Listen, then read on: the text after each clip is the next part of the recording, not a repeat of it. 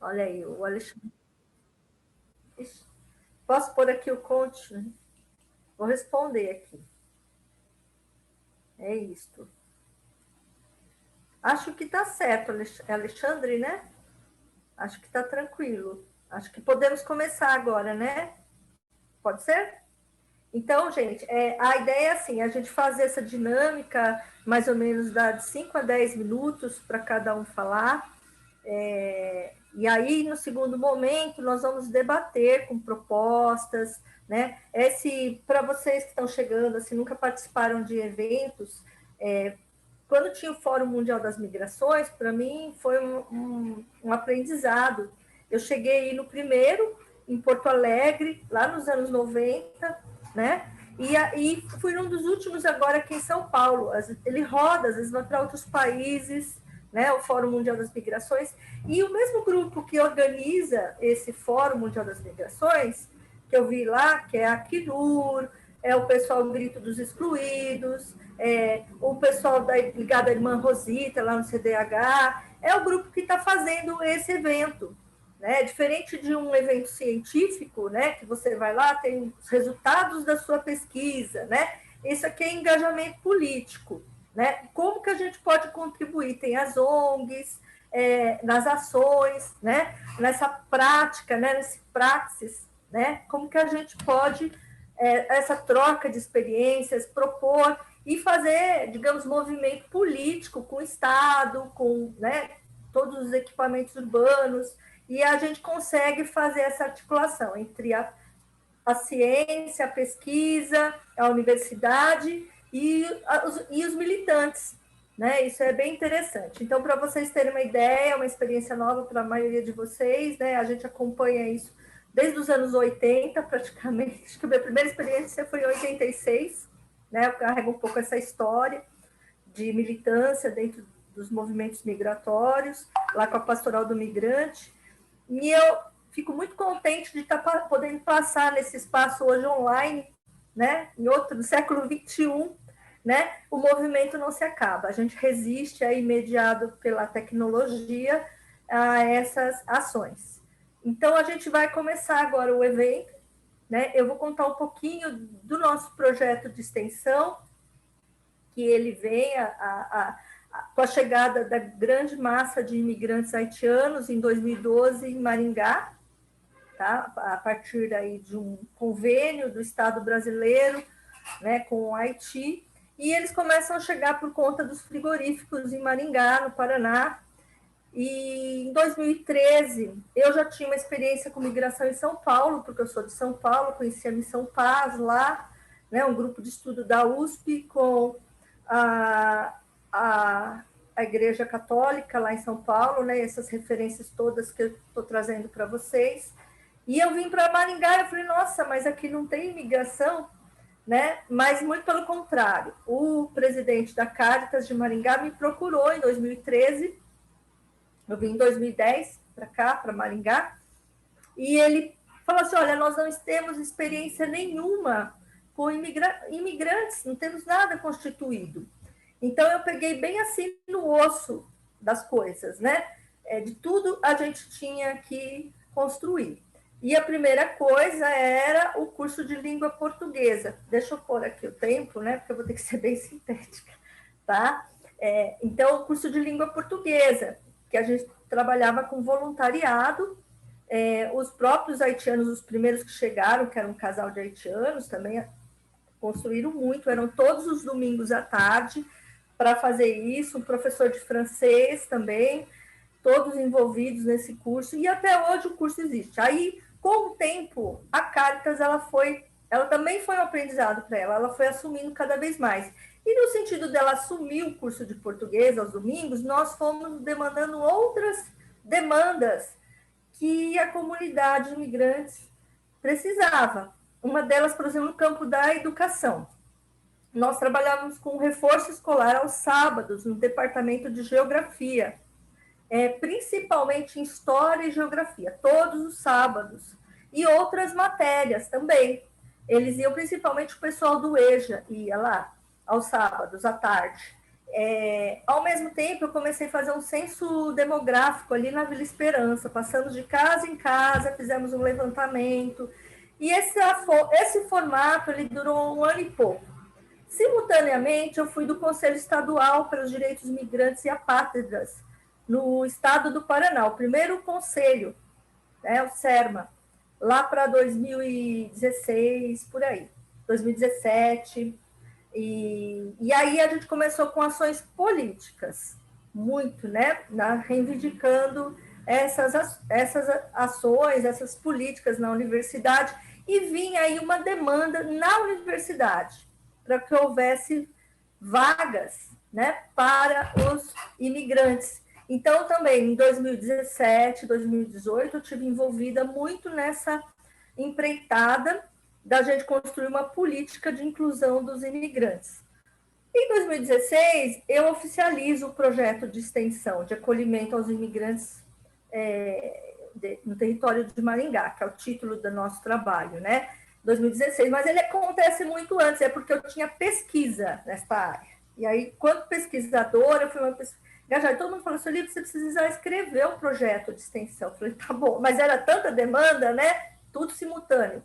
Então, nós trabalhamos em vários campos. E eu fiz um projeto amplo, que ficasse da área da saúde, na área da educação, na área dos direitos, na área do trabalho, enfim, que as pessoas, os pesquisadores que tivessem envolvidos, né, nós tínhamos a professora Sueli Castilho, que trabalhou com a questão da orientação sexual, né, deu palestras lá na Caritas, na área, ela trabalhava na época no HU, com o parto dos brasilianinhos, que a gente chama, né, da enfermagem, ela ajudou muito, entrou nesse projeto, tá? Hoje ela se aposentou, tem um mês, né, ela diz que ela pode continuar fazendo tal, mas aí ela não tem mais vínculo com a universidade, né? Então ela acaba saindo nesse sentido. Bom, aí nós construímos um guia, e o Gabriel até pode citar um guia para imigrantes, deu um trabalho enorme. Depois, assim, a minha ideia agora, na proposta que a gente vai trazer aí, é reativar esse guia para orientar os imigrantes aqui no município. Era para ser publicado pela prefeitura, né? Até agora eu não tive retorno, o que aconteceu, mas nós vamos tentar atualizar ele, estava em 4 línguas, tá? No inglês, no francês, no árabe e no português, tá? Também fizemos esse trabalho simultaneamente, e hoje nós temos essa acesso aos imigrantes ali, acho que para a semana que vem já tem as matrículas da terceira turma, né? A terceira turma, via o Enem, eles podem acessar as vagas remanescentes na universidade. E aí começa a aparecer novos desafios, né?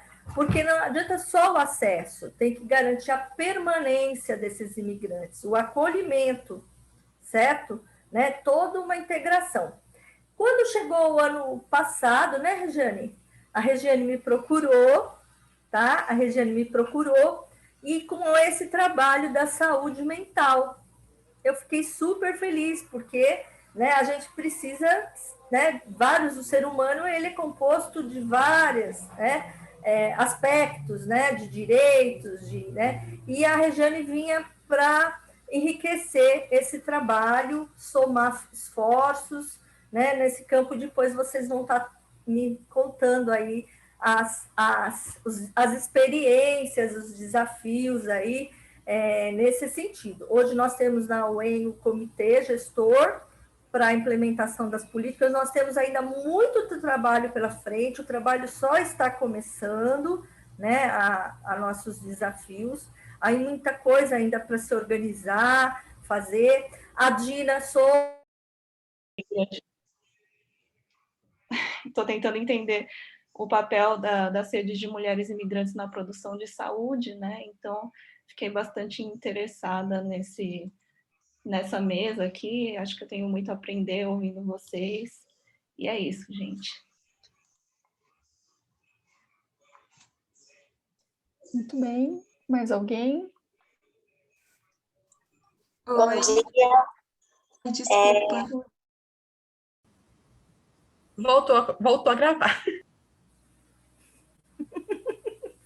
Eu acho ruim, porque assim, se a gente tiver que tomar conta disso, imagina, se estou concentrada, tentando lembrar, né, o que eu vou falar, ainda tem que manusear o equipamento. Acho que o Alexandre deve ser o responsável por isso, gente. Então, vamos lá nos concentrar no nosso trabalho aqui, ok? Beleza, então. Então, vamos lá. Então, é isso. Eu acho que eu tentei fazer uma síntese, um pouco, uma introdução do trabalho que a gente vem desenvolvendo, e aí acho que cada um vai estar falando um pouquinho, e depois de todas as falas, a gente abre para o debate, para pensar, né, os limites e as possibilidades e as propostas, porque daqui, da Regional Sul, vai para uma nacional. De repente, as nossas experiências podem servir de propostas para uma luta nacional. O que a gente sente falta, né, do poder público, enfim, que a gente tem que reivindicar, né? Situações, enfim. A gente faz um espaço para isso. Então é isso, pessoal. Espero que tenha ajudado vocês aí para entender o conjunto da obra. Passo a palavra para a professora Regiane Fukui. Sueli, obrigada. Bom dia a todos, todas, a todos. Muito obrigada pela introdução que você fez, sobretudo por nos contar sobre o projeto e pela acolhida quando eu te procurei, porque então queria estudar a temática sobre os movimentos migratórios, e falando um pouco então da minha inserção, né, em relação à temática aqui. Diferente da professora Sueli, que já vem há tantos anos militando, né, na temática, conhecendo e estudando especificamente os movimentos migratórios, eu senti essa vontade, essa necessidade no período que estava no doutorado, que tive uma experiência fora do país. E a experiência fora nos coloca em situações das quais a gente não imagina inicialmente que sequer elas existam. Então, em certa medida, a gente fica muito sensibilizada com a vivência do migrante. E associado a isso, na nossa cidade, na nossa instituição, nós temos um grande número de pessoas migrantes, eu não sei o número exato hoje, mas entre os migrantes da nossa região, com dados da Polícia Federal, são um pouco mais de 6.000 pessoas na nossa região. Não sei quanto isso significaria em termos de percentual do número de habitantes, né? Mas, enfim, não é um número, mas muito mais, ainda que fosse ainda que tivéssemos uma pessoa, nós temos que voltar o olhar para essa pessoa e entender como é que funcionam os nossos processos de inclusão, sobretudo na nossa condição da instituição de ensino na qual nós fazemos parte, né? Seja como docente, pesquisadores, os alunos que são discentes e igualmente pesquisadores. Bom, nesse sentido, eu começo no ano passado, já, claro, vinha com outra temática, que era deficiência e trabalho, e aí migrei, né, na temática aí sobre os movimentos migratórios. E no ano passado, nós tivemos, então, vinculado ao projeto de extensão, que a professora Sueli nos explicou aqui, nós tivemos uma ação que eu penso que ela fica também não apartada do tripé da universidade, o ensino, a pesquisa e a extensão, que foi uma ação de estágio de alunos do 5º ano do curso de psicologia, né? A minha formação e a minha atuação na universidade é dentro do curso de psicologia, então a gente pensa em psicologia, e aqui mais especificamente com aquela ação sobre psicologia do trabalho. Quando a professora Sueli também fala sobre a minha chegada no projeto e a atuação pensando na saúde mental, eu penso que esse conceito ele perpassa todo o tempo a nossa vida, porque saúde, pensar em saúde não é ausência de doença, mas pensar, né, nos autores que a gente vem estudando e trabalhando, significa ter relações mais inclusivas, saudáveis e que as pessoas consigam assumir o protagonismo da sua história. E a gente vem no projeto encaminhando ações nesse sentido, né, de não é fazer por eles, mas fazer com eles, né, o que é que os migrantes têm a nos dizer. Então, nesse sentido, nós tivemos a atuação do grupo de estágio de 5º ano, e aí está relacionado a essa proposta de acolhimento e integração. Acho que acolhimento e integração, quem vai poder especificar mais é o segundo projeto, no qual a gente tem as alunas, a Luana e a Ana Luísa, que vão detalhar um pouco mais sobre isso.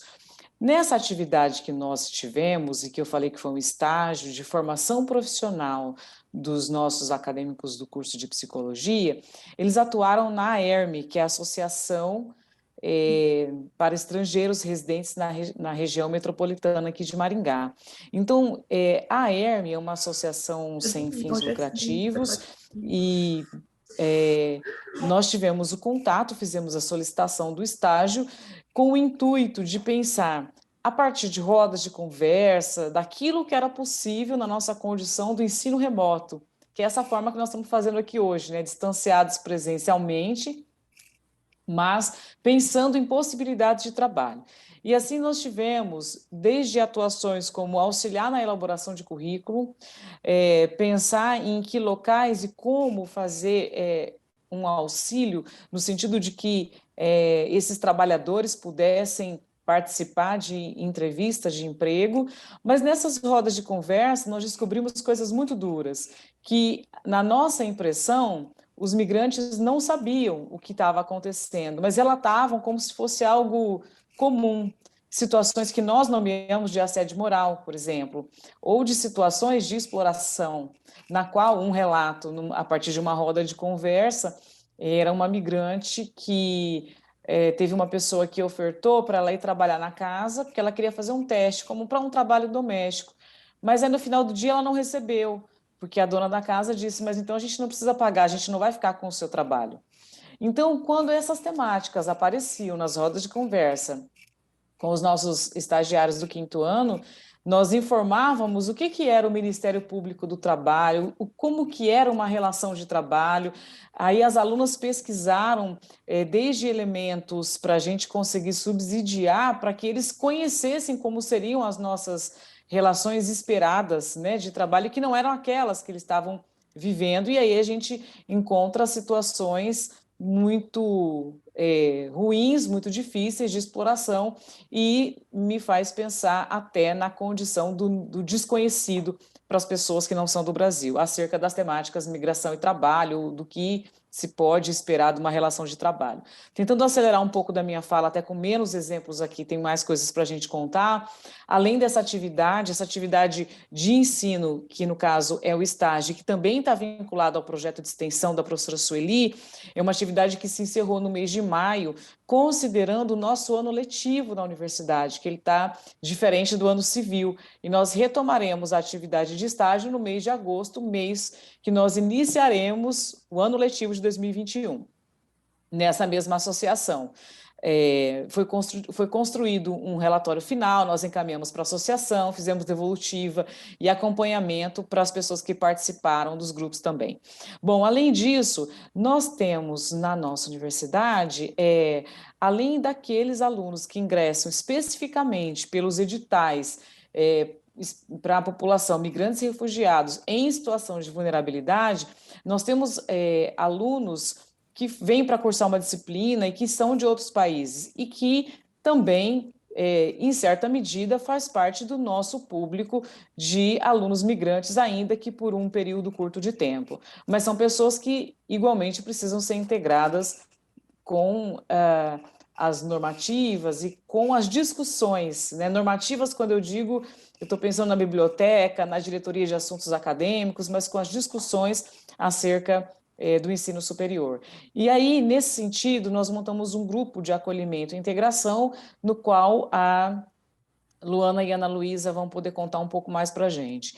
E uma outra ação que também vem sendo desenvolvida no âmbito da pesquisa, aí são 2 ações, e elas vão falar depois das que vão tratar sobre a extensão, é o projeto da Isabela, que é um projeto que objetiva conhecer a percepção desses alunos, migrantes e refugiados, que ingressaram a partir dos editais específicos da nossa política institucional, edital que foi a partir das lutas constantes da militância da professora Sueli, a partir do ano de 2018. E também depois a Beatriz, que um projeto também de iniciação científica, com o intuito de pesquisa sobre identidade e apatridia. Então, eu acho que a gente pode pensar na nossa atuação nas frentes ensino, que está relacionado com o estágio,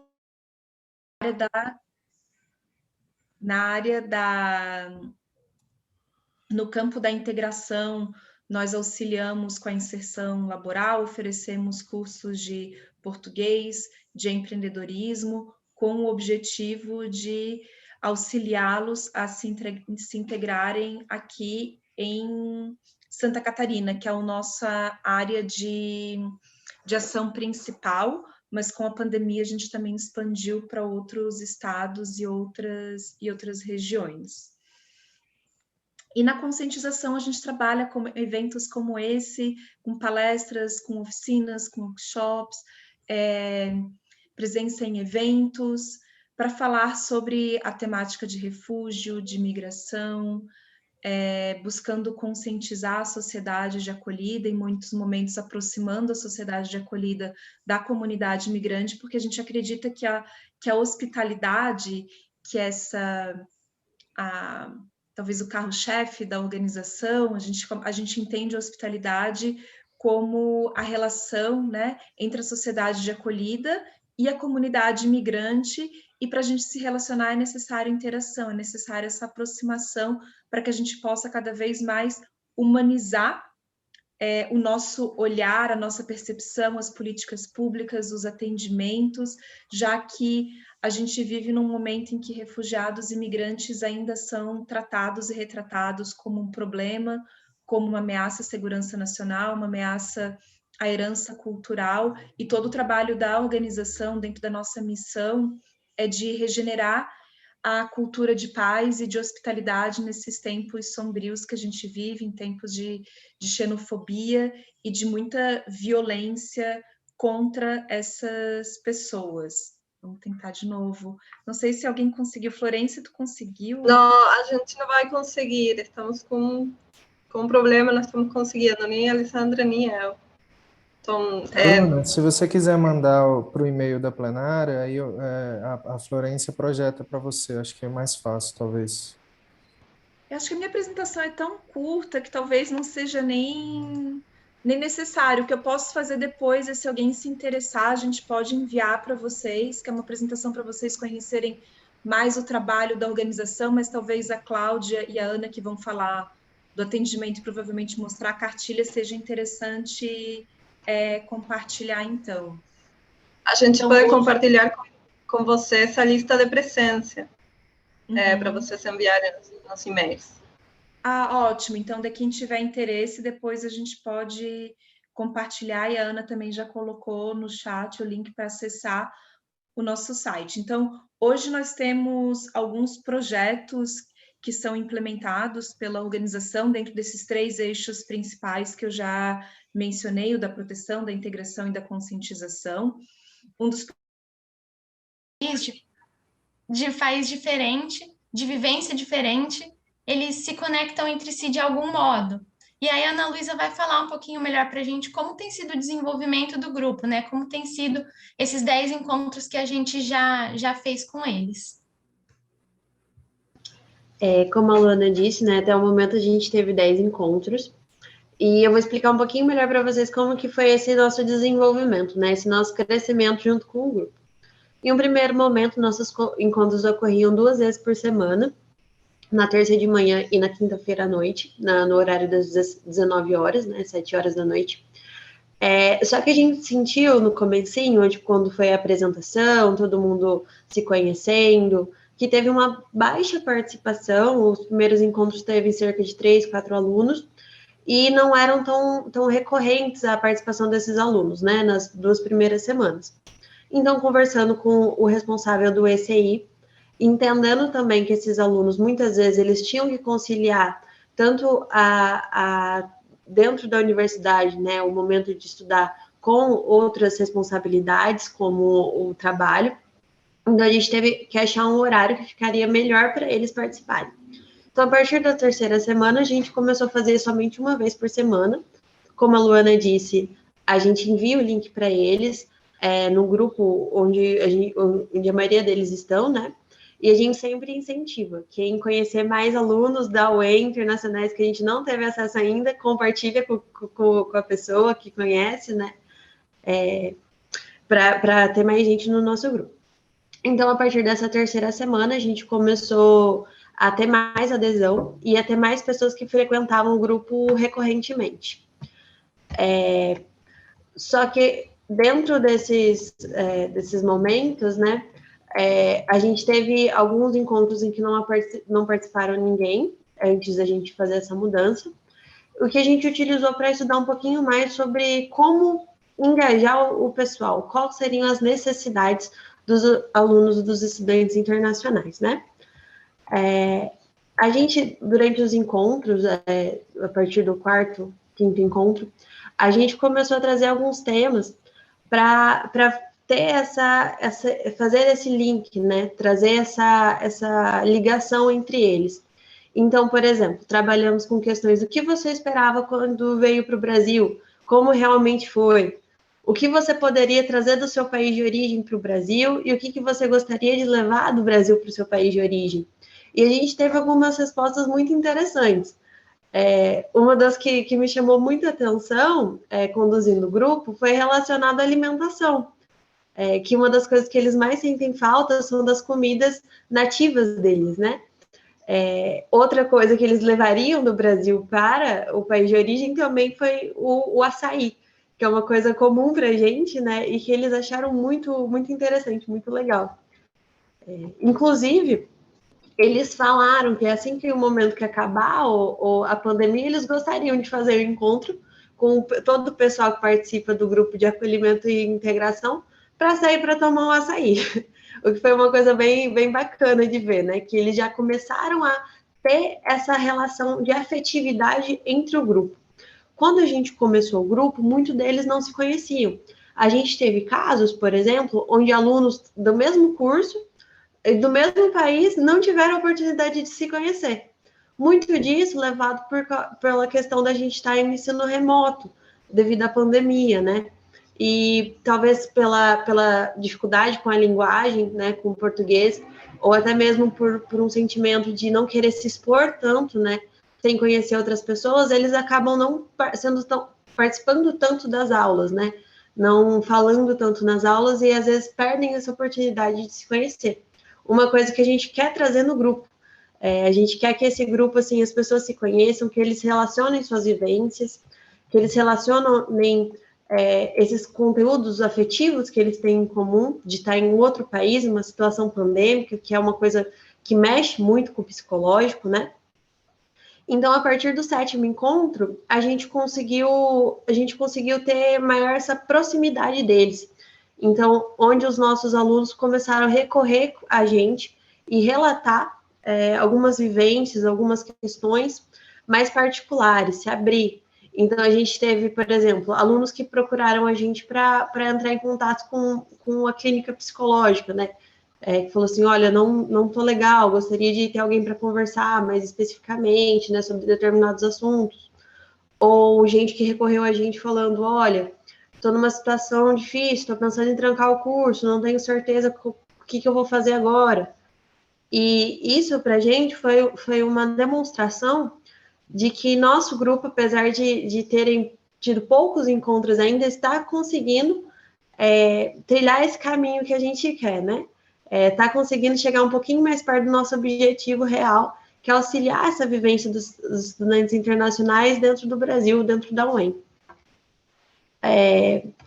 Alguns pontos que chamaram nossa atenção no decorrer dos grupos foi a questão muito forte para a gente, foram alguns relatos bem fortes para a gente, sobre o racismo estrutural no Brasil.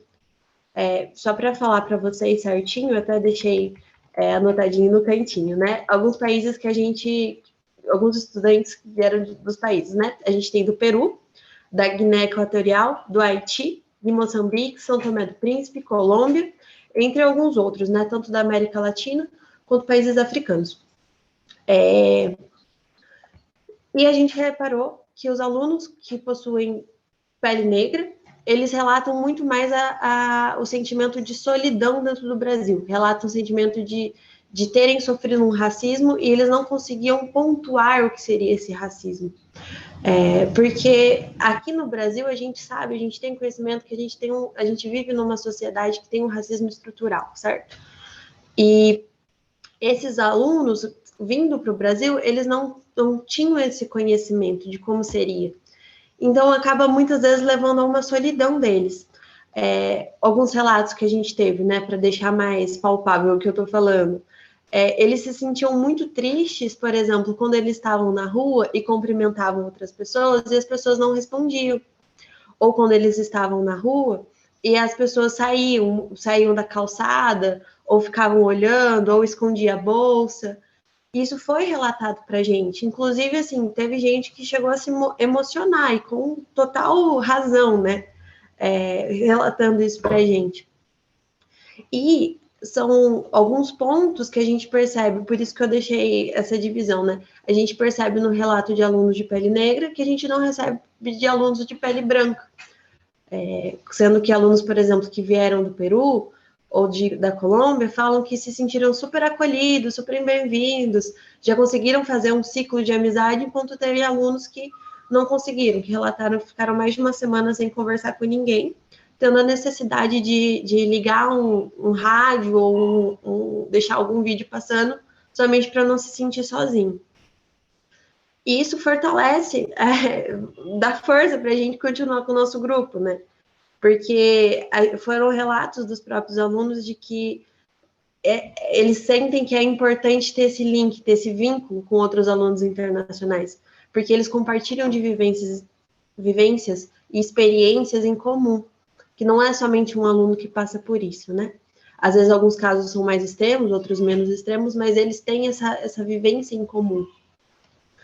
Além da solidão do aluno internacional, que eu falei, desse sentimento e desse racismo estrutural, foi trazido para a gente também a falta de informação que eles têm, vindo das próprias embaixadas. Como as embaixadas dos determinados países enviam alunos para vários tipos, para várias instituições, as exigências dessas instituições são diferentes uma das outras. Então, as embaixadas não têm como passar para eles todos os documentos que precisam, às vezes alguns têm algumas regras diferentes, alguns precisam de uma renovação contínua, como aqui no caso da UEM, de cada ano, outros não precisam. Então, essas informações acabam não chegando para os alunos, o que faz com que eles venham aqui para o Brasil e tenham essa insegurança, né? De estar em um país diferente e não saber onde recorrer, para quem recorrer. Eles relataram também que muitos casos acontecem de, por exemplo, pedir informação para a Polícia Federal e depois de pedir informação para a UEM e as informações serem incompatíveis. Então, o que a Polícia Federal exige é diferente do que a UEM exige. Isso é uma das questões que a gente está tentando, em trabalho com o Gabriel e com a ECI, ajudar eles com esse manual que a professora Sueli comentou. Então, a gente trazer um guia mais completo da onde eles devem procurar, o que eles devem fazer, e eu e a Luana, a gente se disponibilizou, a gente disponibilizou nossos telefones pessoais também, para qualquer dúvida, qualquer questão que eles tiverem, assim, mais imediata, para eles poderem recorrer a gente, né? Um outro ponto que eu gostaria para finalizar minha fala, é que a gente fez uma reunião no nosso nono encontro, com eles perguntando o que eles gostariam de mudar, o que eles gostariam de fazer daqui para frente, né, com o nosso grupo de acolhimento e integração. E eu particularmente gostei muito da resposta, porque eles querem ampliar a roda de conversa para os encontros mais dinâmicos. Então, sugestões deles mesmos, que a gente enviou um formulário no grupo para eles responderem. Seria assistir filmes em conjuntos, compartilhar, por exemplo, movimentos de dança específico de cada país, para o pessoal ir se soltando, compartilhar músicas de cada país, cada região. Então, assim, a gente ainda tem muito trabalho pela frente, a gente vai estar preparando, né, em conjunto com o Gabriel e esse aí, como eu falei, materiais, e também se preparando para recepcionar os alunos que vão ingressar no ano letivo de 2021, que começa em agosto, se eu não me engano. Mas essa experiência que a gente já teve foi muito positiva, porque a gente sente realmente que a gente está conseguindo criar esses vínculos com os alunos, transformando as experiências que eles estão tendo dentro da UEM mais afetivas de um modo positivo, né? Então, eu acho que é isso que eu gostaria de compartilhar com vocês. Ana Luísa falou para a gente ECI algumas vezes, e para aqueles que não sabem, o ECI é o nosso Escritório de Cooperação Internacional aqui na universidade, e é um órgão que fica com a responsabilidade tanto de mobilidade internacional, quanto de auxiliar, inclusive, nas inscrições para as vagas remanescentes dos alunos que vêm do edital específico de imigrantes e refugiados. Aquele é o órgão também que acolhe as pessoas que querem vir cursar uma disciplina, e com a pandemia isso intensificou, inclusive, na modalidade virtual, e que faz contato com outras universidades fora do Brasil. Então, tem essa dinâmica, né, essa responsabilidade, e os nossos alunos, como elas nomearam, né, elas chamam de alunos internacionais porque abarca diversas questões e particularidades, entendendo que todos não são brasileiros, né, mas eles estão vinculados, em certa medida, a esse escritório de cooperação internacional. E acho que na sequência da fala da Ana Luísa, né, Luana e Ana Luísa, acho que a gente pode ter a fala da Isabela, porque tem uma pesquisa que é complementar, né, e depois a da Beatriz. Eu acho que a gente pode, eu não sei se a gente pode continuar, se de repente alguém quer perguntar alguma coisa até aqui, se a gente continua a exposição, pode ser? Podemos continuar desse modo? Então, vamos adiante. Qualquer coisa também escrevam no chat, né? Eu estou me familiarizando com o Zoom também, a gente tem mais familiaridade com o Meet, então parece... Nós somos migrantes aqui nesse material, né? Nessa plataforma que a gente está usando agora, está se sentindo meio fora do lugar. Eu acho que é mais ou menos isso, e se ambientando, né? Com a plataforma também, mas tem o chat aqui, e também para aqueles que quiserem fazer alguma pergunta, alguma questão, fiquem à vontade. Acho que na sequência, então, Isabela, depois a Beatriz. Bom dia, eu sou Isabela, eu estou indo para o 4º ano de psicologia agora, da UEM, e eu vou falar sobre um assunto complementar, mas que abarca um público um pouco diferente do que as meninas comentaram, né? Vou falar um pouquinho sobre a política da universidade para o refugiado e imigrante em situação de vulnerabilidade, né? Enquanto as meninas falaram dos estudantes internacionais como um todo, vou falar um pouquinho dessa política da universidade, que eu, infelizmente, ainda não tive contato com esses estudantes específicos, que são 6, se eu não me engano, mas acredito que no decorrer do ano, aí, no decorrer da pesquisa, a gente tenha esse contato, né, por via de grupo, igual as meninas comentaram, né, para integração e para melhor, um discurso mais enriquecido, né, para escutar esses estudantes.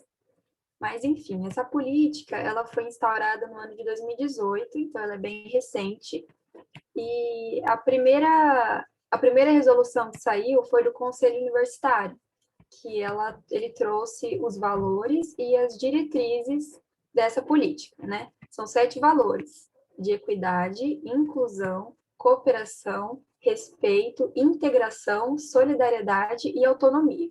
E as diretrizes são de orientação, acolhimento, apoio e reconhecimento, né? Que seriam qual seria o papel da comunidade universitária frente a essa população, né? Esses estudantes. Essa resolução, ela se pauta na Lei de Imigração, na Lei do Refugiado, na Declaração de Cartagena, acho que é assim que fala, se alguém souber a pronúncia certa, nos direitos humanos e no artigo 1º da Constituição Federal. Então, ele enfatiza os direitos que esses estudantes têm, né, e já preconiza ali todos os recursos que eles podem e devem ter acesso, né? Posteriormente, sai a resolução do CEP, que é o Conselho de Ensino, Pesquisa e Extensão da universidade, que vai falar um pouco mais sobre as questões burocráticas, né, de como que se dá a inscrição, a matrícula, quais são os estudantes que podem entrar a partir dessa resolução. Então, como a professora Sueli, a Regiane, as meninas também já falaram, que eles entram por vagas remanescentes, né, dos cursos de graduação, sendo que de todas as vagas remanescentes, 10% delas são obrigatoriamente reservadas para esses alunos, né? Então, é um processo seletivo específico, esses alunos eles precisam ter passado pelo Enem, que só é utilizado o Enem caso tenha um maior número de alunos do que o número de vagas, e aí eles usam a nota do Enem como critério para definir isso, mas o único requisito é que eles não tenham zerado a redação. Então, é interessante que eles já tenham um conhecimento prévio da língua portuguesa. Apesar de que, no momento que eles fazem a matrícula no curso, eles já são automaticamente matriculados num curso de língua portuguesa, né? Então, no processo de inscrição, eles precisam apresentar alguns documentos. Eles precisam apresentar o documento da Polícia Federal, né, que foi... eles se identificaram na Polícia Federal como solicitação de refúgio, por N motivos, né, seja perseguição religiosa, opinião política, raça. Então, tem diversos motivos que trouxeram eles aqui ao Brasil, né, e mais especificamente à universidade. Eles podem apresentar o Registro Nacional do Estrangeiro, o documento emitido pelo Conselho Nacional do Imigrante ou o documento emitido pelo CONARE, né, que é o Comitê Nacional do Refugiado. Apresentar a carteira de trabalho ou, caso ele não tenha, apresentar um documento do CRAS, né, que é o Centro de Referência e Assistência Social do bairro que ele está morando. O histórico escolar do ensino médio, que caso ele não tenha concluído o ensino médio, ele tem oportunidade de concluir aqui no Brasil também. Tem que ter no mínimo 18 anos. E no momento de escolher o curso, ele pode escolher cinco cursos por ordem de preferência, né? Então, se não tiver vaga em um, eles vão encaminhando para outros. E também, por último, nessa resolução, ela vai falar sobre 2 atividades fundamentais da universidade para com esses estudantes, né? A primeira é de adaptação.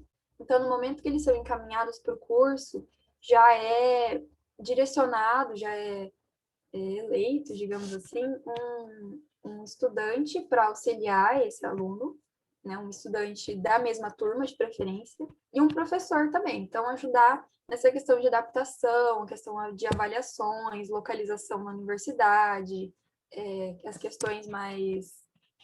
né, acesso à biblioteca, todas essas coisas que a gente que está lá dentro é rotineiro, para eles é tudo novo, né, tudo diferente. Então, é essencial que eles tenham acesso, ter alguém para tirar as dúvidas deles, né? Aí, depois desse processo de adaptação, tem a regularização do curso, né? Que eles, eu gostei, eu me senti bem, é isso que eu quero, regularizo o curso. E depois, disponibilizar todos os meios de ensino, pesquisa e extensão, como todos os outros alunos, né? Então, acesso à pesquisa, congressos, palestras, todas essas atividades complementares à graduação, né? Então, acho que seria isso, só enfatizando que é um público diferente, né? É um público de refugiados mesmo em situação de vulnerabilidade, e não somente estudantes internacionais. E acho que é isso que eu tinha para falar. Isabela, quero falar uma coisa aqui.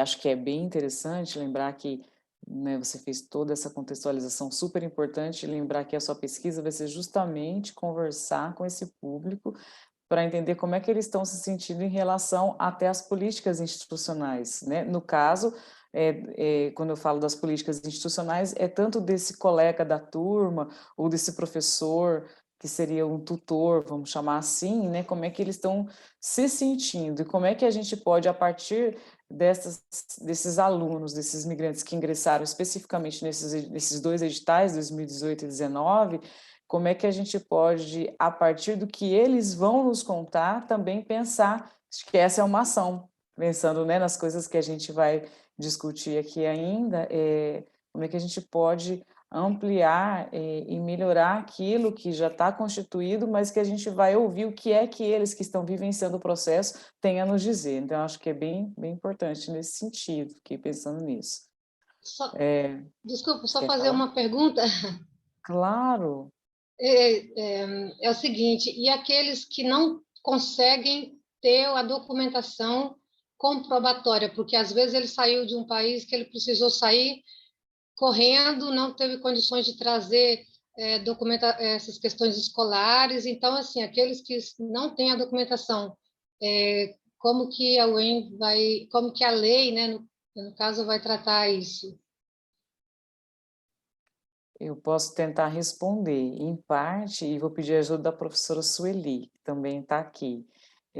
Eu não sei de quando eu estou nessa temática e de quando também assumi como representante, né, da pesquisa e extensão, que era uma atividade da professora Sueli anteriormente, o comitê gestor da universidade, da política para migrantes e refugiados, a gente não viveu essa situação, mas ela pode muito bem acontecer agora, na semana que vem. E aí, nesse momento, eu não sei o que te falar, como é que a gente vai ter que tratar esse caso, mas você me coloca para pensar. Pelo seguinte, a universidade pública, gratuita, de qualidade para todos, ela não pode fechar os olhos diante dessa situação. Talvez aquele que não tenha conseguido o documento é aquele que mais, não sei se eu posso assim classificar, mas que mais precisa estar nesse momento, nesse meio. Então, às vezes eu fico com a impressão, né, estudando a temática e trabalhando nela, de que a gente vai ter que resolver quase que cada caso individualmente. A gente vai precisar cuidar do que vai estar escrito, inclusive o documento, ele passa sempre por revisões também, né?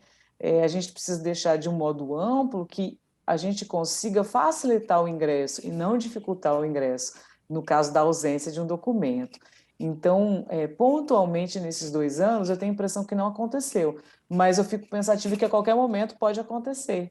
Eu vou pedir a ajuda da professora Sueli, que eu acho que talvez Sueli tenha algum exemplo, por estar mais tempo na área Então, do que eu. na resolução, nós pensamos isso, a gente coloca como imigrante indocumentado, porque existe isso em termos de Constituição, existe isso em outras universidades, essa experiência, o caso dos sírios, né, que tiveram sua documentação no terremoto, muita gente teve seu documento destruído, né, então há possibilidade, sim, de entrada, mesmo sendo indocumentado. Isso tudo tem que ser muito bem, né, tá lá, tem que pegar direitinho esses casos, mas a universidade, ela acolhe essas situações, tá lá, posta. Até para complementar a fala da professora Regiane e da professora Sueli, no último encontro a gente teve 3 alunos que vieram recentemente para o Brasil, né? Eles estão na Bahia, se eu não me engano, e vão vir para Maringá. E aí a gente teve essa conversa sobre a documentação, né? Até porque a gente tinha 2 assistentes sociais presentes no último encontro para tirar dúvidas deles sobre qualquer assunto referente à assistência social, mas também essas questões em relação à documentação surgiram. E aí a resposta que a gente obteve da Polícia Federal foi que os alunos eles podem viajar, né? Eles podem transitar pelo Brasil, não precisa de um documento, por exemplo, CPF, eles podem andar com um protocolo escrito válido de renovação do RNM, que é o Registro Nacional Migratório. Então, acredito que com essa documentação é possível fazer várias coisas aqui no país, né? Antes de tirar a CPF, porque tem muitos que vêm sem a documentação exata. Então, uma outra observação é só que, como foi falado que uma das exigências é o RNE. E o RNE, ele, às vezes, ele pode demorar até 4 anos para poder conseguir. E, então, assim, às vezes, se ele chegou... Então, assim, a minha pergunta é... Então, assim, ele é uma exigência, ele não consegue sem ter ainda essa documentação definitiva, né? Porque quando ele entra, a primeira coisa que ele tem é aqui na Polícia Federal. A partir do momento que ele conseguiu a documentação da Polícia Federal, até ele conseguir o RNE, não, diferente no caso de venezuelano, que hoje é mais rápido por causa da facilitação que o governo proveu, né? Mas, às vezes, no caso de sírio, por exemplo, eu tenho um amigo que está aqui há 3 anos e ainda não conseguiu documentação. E aí, o RNE, no caso, ele tem um protocolo apenas, né? Então, assim, essa é uma exigência, então, tem que ter, não é isso? Eu acho, o Sueli me ajuda nesse sentido, então, o protocolo eles conseguem fazer. Eu acho que isso a gente tem que pontuar na nossa plenária. No final, a gente abre para debates, pedir para a Dina anotar isso tudo, porque a gente coloca jogar lá na nossa relatoria para ir para a nacional. Porque o que acontece, gente? não está havendo concurso nesses órgãos públicos, e existe uma fila enorme, isso está impedindo que regularize a situação dos imigrantes. É verdade. Né? Então, todos esses problemas que nós encontramos dentro da universidade, fora, tem que ser colocado nesses documentos, porque esses documentos eles viram oficiais, eles são encaminhados para esses órgãos. Né? Por isso que é importante ter plenária, tudo. Então, vamos garantir o tempo de fala, porque é o que eu digo para vocês. Quando chegar às 13 horas, eles encerram. Pum. E são tantos pontos para trabalhar. Nós temos ainda a fala do Gabriel e a fala da Dina e a fala da Bia, né? Então, assim, a gente está um pouco atrasado no tempo, e aí a gente pontua esses temas todos, né? A gente está indo quase para meio-dia. Daria meio-dia e 30 para garantir a fala de todo mundo, e 30 minutos de debate. Então, vamos tentar ser mais rigoroso no tempo agora, né? Tentar o máximo para a gente garantir os debates. Acho que é isso. Tá bom? Só o Gustavo Pedroso da Silva, ele, durante a fala da Isabela, ele mandou uma pergunta aqui no chat, vou verbalizar ela aqui só para ficar na gravação. Nesse processo, são aceitos migrantes humanitários?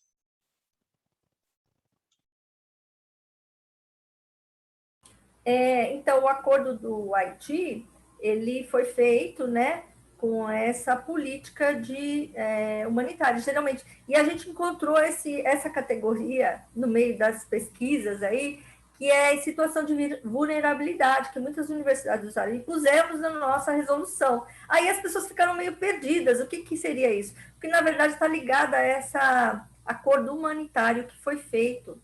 Talvez, na hora de fazer uma revisão, possa se trocar e colocar esta categoria, né? Migrantes humanitários também, porque são os haitianos, né, e outros grupos que vêm nessa política do governo federal na hora da resolução. Tá bom? É isso. O Gabriel não, desculpa. Quem colocou Gioconda, é isso? Que coloca uma resolução aqui, né, para a gente, número 1º, do dia 13 de novembro de 2020, que dispõe sobre o direito de matrícula de crianças e adolescentes migrantes, refugiados, apátridas e solicitantes de refúgio no sistema público de ensino brasileiro. Obrigada. Mas esse é só para o ensino fundamental, até do primeiro do infantil até o 9º ano. Eu tenho essa resolução também. Depois eu vou falar na minha parte, que é de criança e adolescente. Então, acho que a gente pode seguir, e aí na sequência vai ser a Beatriz, é isso, né? Bom dia, pessoal. Meu nome é Beatriz. Assim como as meninas, eu estou indo para o último ano de psicologia e eu sou orientanda da professora Regiane. Minha iniciação científica na Universidade Estadual de Maringá, ela se iniciou em novembro de 2020 e ela vai se encerrar agora, em outubro de 2021, no dia 31. O nosso PIC, ele está intitulado como Movimentos Migratórios à Patridia, as possíveis representações sociais reconstruídas ou construídas em função do direito de existir. Acredito ser importante, né, antes de mais nada, contextualizar a vocês o significado do termo apatridia, que é o tema central da nossa pesquisa. O que significaria ser um apátrida, então? Simplificando, sendo objetiva, seria não ter a sua nacionalidade reconhecida por nenhum país. E não ter a nacionalidade reconhecida nos parece que é viver na invisibilidade, né? Como a gente escreve no nosso projeto e pesquisa sobre isso, sendo pessoas invisíveis, a apatridia acaba sendo um problema invisível. Os apátridas continuam desconhecidos, eles não são contabilizados em qualquer estatística, porque eles não possuem nenhum registro, nenhum documento legal que atestem a sua existência. Então, a ausência de uma conexão jurídica entre o Estado e o indivíduo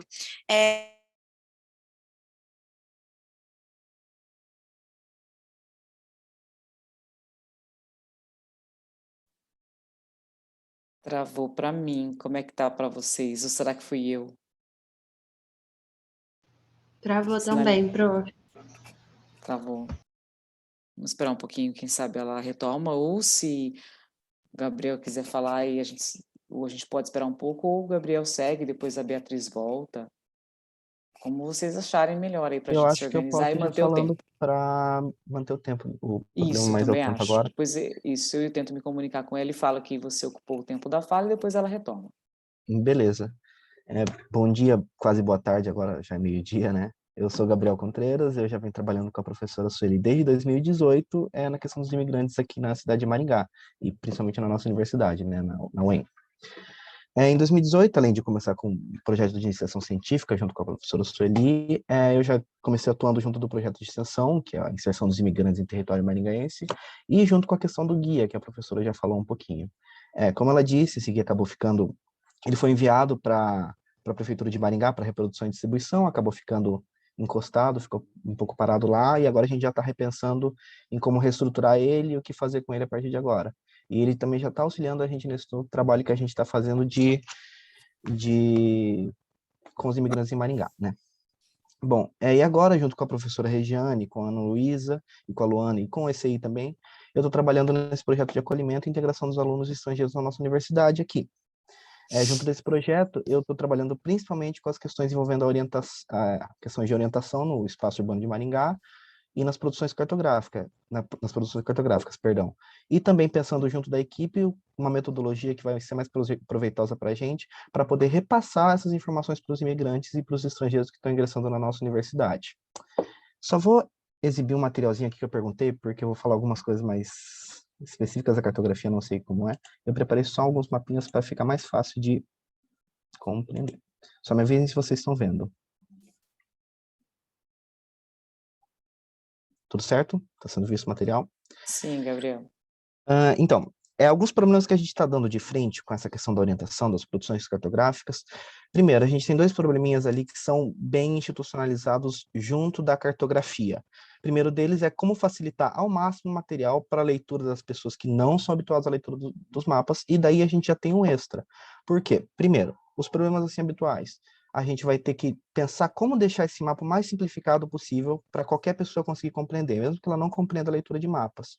E, somado a isso, a questão dos alunos serem estrangeiros, a gente vai ter a barreira linguística, que muitos deles não vão entender o português, então a gente vai ter que deixar, às vezes, o mais simbólico possível, para não ter que ficar aquela questão de tradução para cá, tradução para lá. E uma outra questão também é a questão de que a gente está tratando com alunos que não têm orientação nenhuma, orientação nenhuma nesse ambiente novo. No sentido de que, se a gente vê um mapa, por mais que a gente não compreenda de leitura de mapa, se a gente vê um mapa da nossa cidade, do lugar onde a gente vive, a gente vai ter uma orientação mínima. A gente vai saber, olha, esse aqui é o parque que é próximo da minha casa, esse aqui é o shopping no centro da cidade. Então, a gente sabe se orientar mais ou menos nesse sentido, onde fica cada coisa no mapa. Só que para o aluno que não é familiarizado com a UEM, se a gente chega para ele e fala, você tem que entregar essa documentação no J12, o aluno vai passar um dia inteiro procurando no mapa onde é o J12 e outro dia inteiro tentando se localizar onde que ele está na universidade para chegar no J12. Seria aqui. A gente sabe onde é. A gente tem uma orientação. Essa questão, por exemplo, eu trouxe aqui só para exemplificar o mapa da UEM. Se a gente pede essa situação do aluno dele saber, a gente, que já é familiarizado com a UEM, a gente vai ter uma base para saber se localizar na UEM. Se ele fala J12, a gente vai saber que ele vai estar mais ou menos por aqui. O porquê disso? Porque a gente sabe que existe uma lógica dentro da UEM. E a lógica da UEM, da divisão dos blocos, é simples quando a gente aprende ela. Que os blocos são separados por colunas de letras. Nesse espaço roxo aqui é a parte mais antiga da UEM, que são os blocos numerados. E eles vão de 1 na parte mais sul até 99 na parte mais norte. Então, sabendo esse tipo de base, já facilita um pouco a localização. Só que aí vem um monte de problema também de organização da própria universidade. Um exemplo que eu trago aqui é o que eu debati, que eu trouxe para as professoras também, que foi o que eu dei de frente quando eu estava produzindo um banco de dados para fazer esse tipo de material, que foram os blocos OS, que em algum ano, acredito ali que no final da década de 90, na década de 2000, que foi quando eles acabaram alterando as placas, eles alteraram as placas, fizeram placas novas aqui dos blocos OS, os blocos de numerados e todos os outros blocos também, e eles erraram na grafia dos blocos OS. Então, em vez de ser O01, eles colocaram 001, que é a mesma grafia dos blocos de números. Então, tem vários blocos na universidade que são dobrados. A gente tem 2 blocos 020, 2 blocos 021, 2 blocos 022. Então, como que o aluno vai conseguir se achar com esse tipo de coisa? É um tipo de questão que a gente está tendo que trazer. Outra questão que a gente também está tendo, e essa, a Ana Luísa e a... Perdão, só um segundinho. E a Ana Luísa e as meninas do projeto estão me ajudando bastante, é a questão do que deve ser representado no mapa. Por quê? Isso também é uma questão bem envolvendo junto da cartografia. Sempre que a gente vai produzir um mapa, a gente tem essa questão que a gente vai trabalhar, que é, além de deixar simplificado, o que necessariamente tem que ser exibido nesse mapa. E aí vem a questão do que é interessante para os imigrantes, para os estrangeiros que estão ingressando na nossa universidade, ser demonstrado. Uma questão que aconteceu foi que, num primeiro momento, a questão das vias da universidade, que elas são meio bagunçadinhas, como vocês podem ver aqui no mapa, existem vias de sentido de mão única, anti-horário, que dá a volta toda na universidade, e sentido de via única de sentido horário, que é só esse pedacinho aqui que é uma entrada na universidade. E essas vias, para a gente, quando a gente foi elaborar esse mapa, nós pensamos assim que não ia ser tão interessante para uma primeira produção do mapa, que ele poderia ficar num material extra que a gente pudesse apresentar para os alunos que precisassem, que pedissem. Só que, segundo os relatos que a gente foi recebendo dos alunos estrangeiros, a gente viu que isso era algo importante, porque quando o aluno ingressa na universidade, ele ainda não sabe como funcionam as linhas de ônibus, ele acaba pedindo um motorista de aplicativo, um Uber, esqueci o nome do outro aplicativo, pessoal, me perdoem. Mas tem o Motorpink, tem vários aplicativos, e esses aplicativos, o mapa da UEM dentro deles é bem bagunçado, porque eles não levam em conta essas questões das vias de mão única, dessas ruas internas da UEM. Então, para o aluno ter esse mapa das vias, para ele poder apresentar para o motorista, quando o motorista estiver perdido e o aluno também estiver perdido dentro da UEM, é bem interessante. Beleza? Só vou parar a apresentação aqui rapidão. E também uma última questão que a gente está tendo para pensar ainda para o futuro, que é o que a gente está elaborando junto desse material, é como pensar, como otimizar essa introdução desse material junto com os estrangeiros, porque a gente ainda está pensando, se for uma situação online, como a gente pode ajudar a mostrar, fazer esse tour online, essa apresentação desse material, essa localização do aluno dentro da universidade de forma online. Questão de, se a gente fosse fazer presencial, seria fácil com o tour, mas é ainda que está sendo pensado para o futuro do projeto. E eu acho que é isso. A Beatriz já conseguiu reconectar, se ela quiser. Já consegui, gente. Desculpem, a nossa secretária aqui de casa esbarrou lá no Moodle, deu tudo errado, mas agora já deu tudo certo. Enfim, vamos continuar aqui, né? E acredito que, tendo contextualizado, então, a Patridia, os objetivos do nosso projeto são, primeiramente, analisar a patridia enquanto uma das formas de movimento migratório, baseando-nos na teoria de Sérgio Moscovici, de representações sociais. Então, após esse objetivo, nós precisamos compreender historicamente o sentido dos movimentos migratórios e suas possíveis vertentes. E, por fim, nosso último objetivo é analisar as possíveis representações sociais, considerando as condições do apátrida no seu país de origem e no seu país de abrigo, e os contextos sociais nos quais eles estão inseridos, e, em especial, a gente está focando um pouco mais no contexto do trabalho. Já temos, então, a partir desses objetivos, uma estrutura pensada para o desenvolvimento da pesquisa até outubro. E até o momento a gente já escreveu sobre os movimentos migratórios e sobre a patridia em si. Além disso, também estamos construindo, então, capítulos sobre os processos identitários do apátrida e as representações sociais em si. A teoria de Moscovici, então, tem como intuito explicar e compreender a realidade, considerando o contexto cotidiano e as relações humanas fundadas e transformadas dentro deste contexto. É importante dizer também que ele preza bastante por tornar o não familiar infamiliar. E a ideia, então, por fim, é analisar os vídeos e documentários da apátrida Marra Mano, uma mulher que viveu 30 anos como uma apátrida. E hoje, conseguido os documentos, conseguido os direitos básicos, ela fala sobre isso e nós queremos analisar esses documentários. Além de analisar, conseguir encontrar a sensibilidade da formação da subjetividade dos seres humanos, focalizando, então, nos processos do apátrida, tanto em seu país de origem como no seu país de abrigo. Com isso, então, queremos poder englobar e sanar todos os nossos objetivos. Esperamos conseguir até outubro, no final da nossa pesquisa. Esperamos que com esse trabalho, quando concluído, ele possa contribuir para o desenvolvimento da temática dos movimentos migratórios e auxiliar os profissionais como os psicólogos, antropólogos, sociólogos e tantos outros que têm interesse em trabalhar com a temática, na compreensão, então, dos elementos que perpassam a população apátrida, como, por exemplo, as diversas e possíveis construções e relações sociais, e o nosso foco também é o contexto do trabalho. Então, fica aqui o questionamento para tentarmos solucionar durante a nossa pesquisa. O que mobiliza um apátrida a buscar a sua nacionalidade? E quais são as possíveis representações e, portanto, os afetos que são evidenciados e que eles constroem durante esse processo? Acho que da minha parte é isso.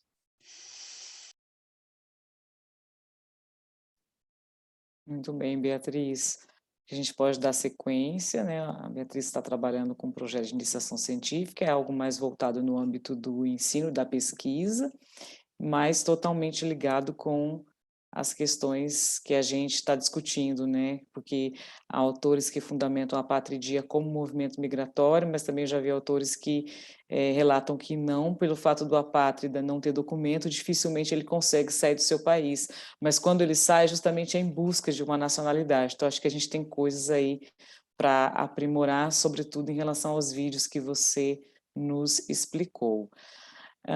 Sueli, não sei se a Sueli está nos ouvindo, não lembro a sequência, eu não sei se acho que é a Agora Dina. eu acho que a gente finaliza com a Dina, né? Com a Dina, né? A professora Eliane não poderá estar, né? Mas aí já vem uma proposta aí que ela tem aí de trabalhar na formação dos psicólogos, né? Então é uma proposta depois que a gente vai lançar lá no debate. Acho que é interessante. E aí a gente, depois da Dina, a gente abre o debate. Ok? Então, pode ser, Dina. Bem, agradeço, né, professora Sueli, por ter me convidado para estar aqui com vocês hoje. E eu sou formada em pedagogia, né? Eu estou terminando uma pós-graduação em atendimento educacional especializado, educação especial, né? Tentei o mestrado aí esse ano, mas por uma confusão minha aí, eu fiz a inscrição, mas não consegui, tinha que preencher um formulário que eu não observei, mas tudo bem, o pré-projeto. Então, assim, eu quero tentar fazer um mestrado também na área de educação, né? Porque é importante a gente continuar a estar sempre estudando e aprimorando. E no começo eu lia muito dos artigos da professora Sueli, muitas daquilo que a professora Sueli escrevia, então eu lia bastante. Nós começamos o trabalho com refugiados desde 2016. A gente começou com aulas de português, na verdade, com alguns haitianos. Então, assim como foi falado aí, quando você começa um trabalho, você descobre que eles têm muitas outras necessidades que não são apenas as aulas de português, né? Então, assim, você vê que eles têm muitas outras questões de documentação, né? Questão de emprego. Então, assim, então nós começamos a nos envolver assim mais com os refugiados a partir desse trabalho. E aí a gente começou realmente a ver que eles tinham muitas demandas, né? E a gente também começou a correr atrás para descobrir muitas coisas que a gente não conhecia, não sabia, né? Igual a questão de documentação mesmo, a gente ia com eles na Polícia Federal, porque às vezes a questão de limitação de língua, eles não compreendiam que a explicação. Então, assim, a gente fazia, meu esposo principalmente, né? Ia com eles e conforme a Polícia Federal ia explicando o agente, né? A gente ia tentando explicar para ele de uma forma que ele pudesse compreender melhor. A gente também fazia aquele acompanhamento no CRAS, porque por causa da mesma situação, porque assim, eu falar para ele assim, ó, você vai no CRAS, é na rua tal. Chegando lá, eles iam começar a falar e eles também talvez não conseguiriam entender. Então, a gente fazia essa mediação com eles no CRAS. E aí, o nosso telefone é o telefone que tem de contato deles no CRAS, né? Então, assim, quando eles precisam fazer ou tirar alguma dúvida ou passar alguma informação para essas pessoas, então, eles entram em contato com a gente e a gente auxilia, né? Posto de saúde também, porque uma das primeiras ações que tem que acontecer quando eles chegam aqui eles precisam fazer depois do CPF, é o cartão SUS, porque eles precisam tomar as vacinas que são exigidas aqui no Brasil, né? Então, assim, a gente também chegou aí com eles no posto de saúde para tomarem as vacinas, tanto crianças quanto os adultos, né? A Rima, que a professora Sueli conhece, e o Gihan, eles tomaram 3 vacinas de uma vez quando a gente foi com eles. Então, assim, eles precisam passar por todo esse processo aí, né? E aí, depois de um outro trabalho que a gente também faz com eles é a questão da revalidação de diplomas, porque existe uma ONG em São Paulo, a Compassiva, que a gente trabalha junto com eles. Então, a gente tem 3 refugiados que estão aguardando,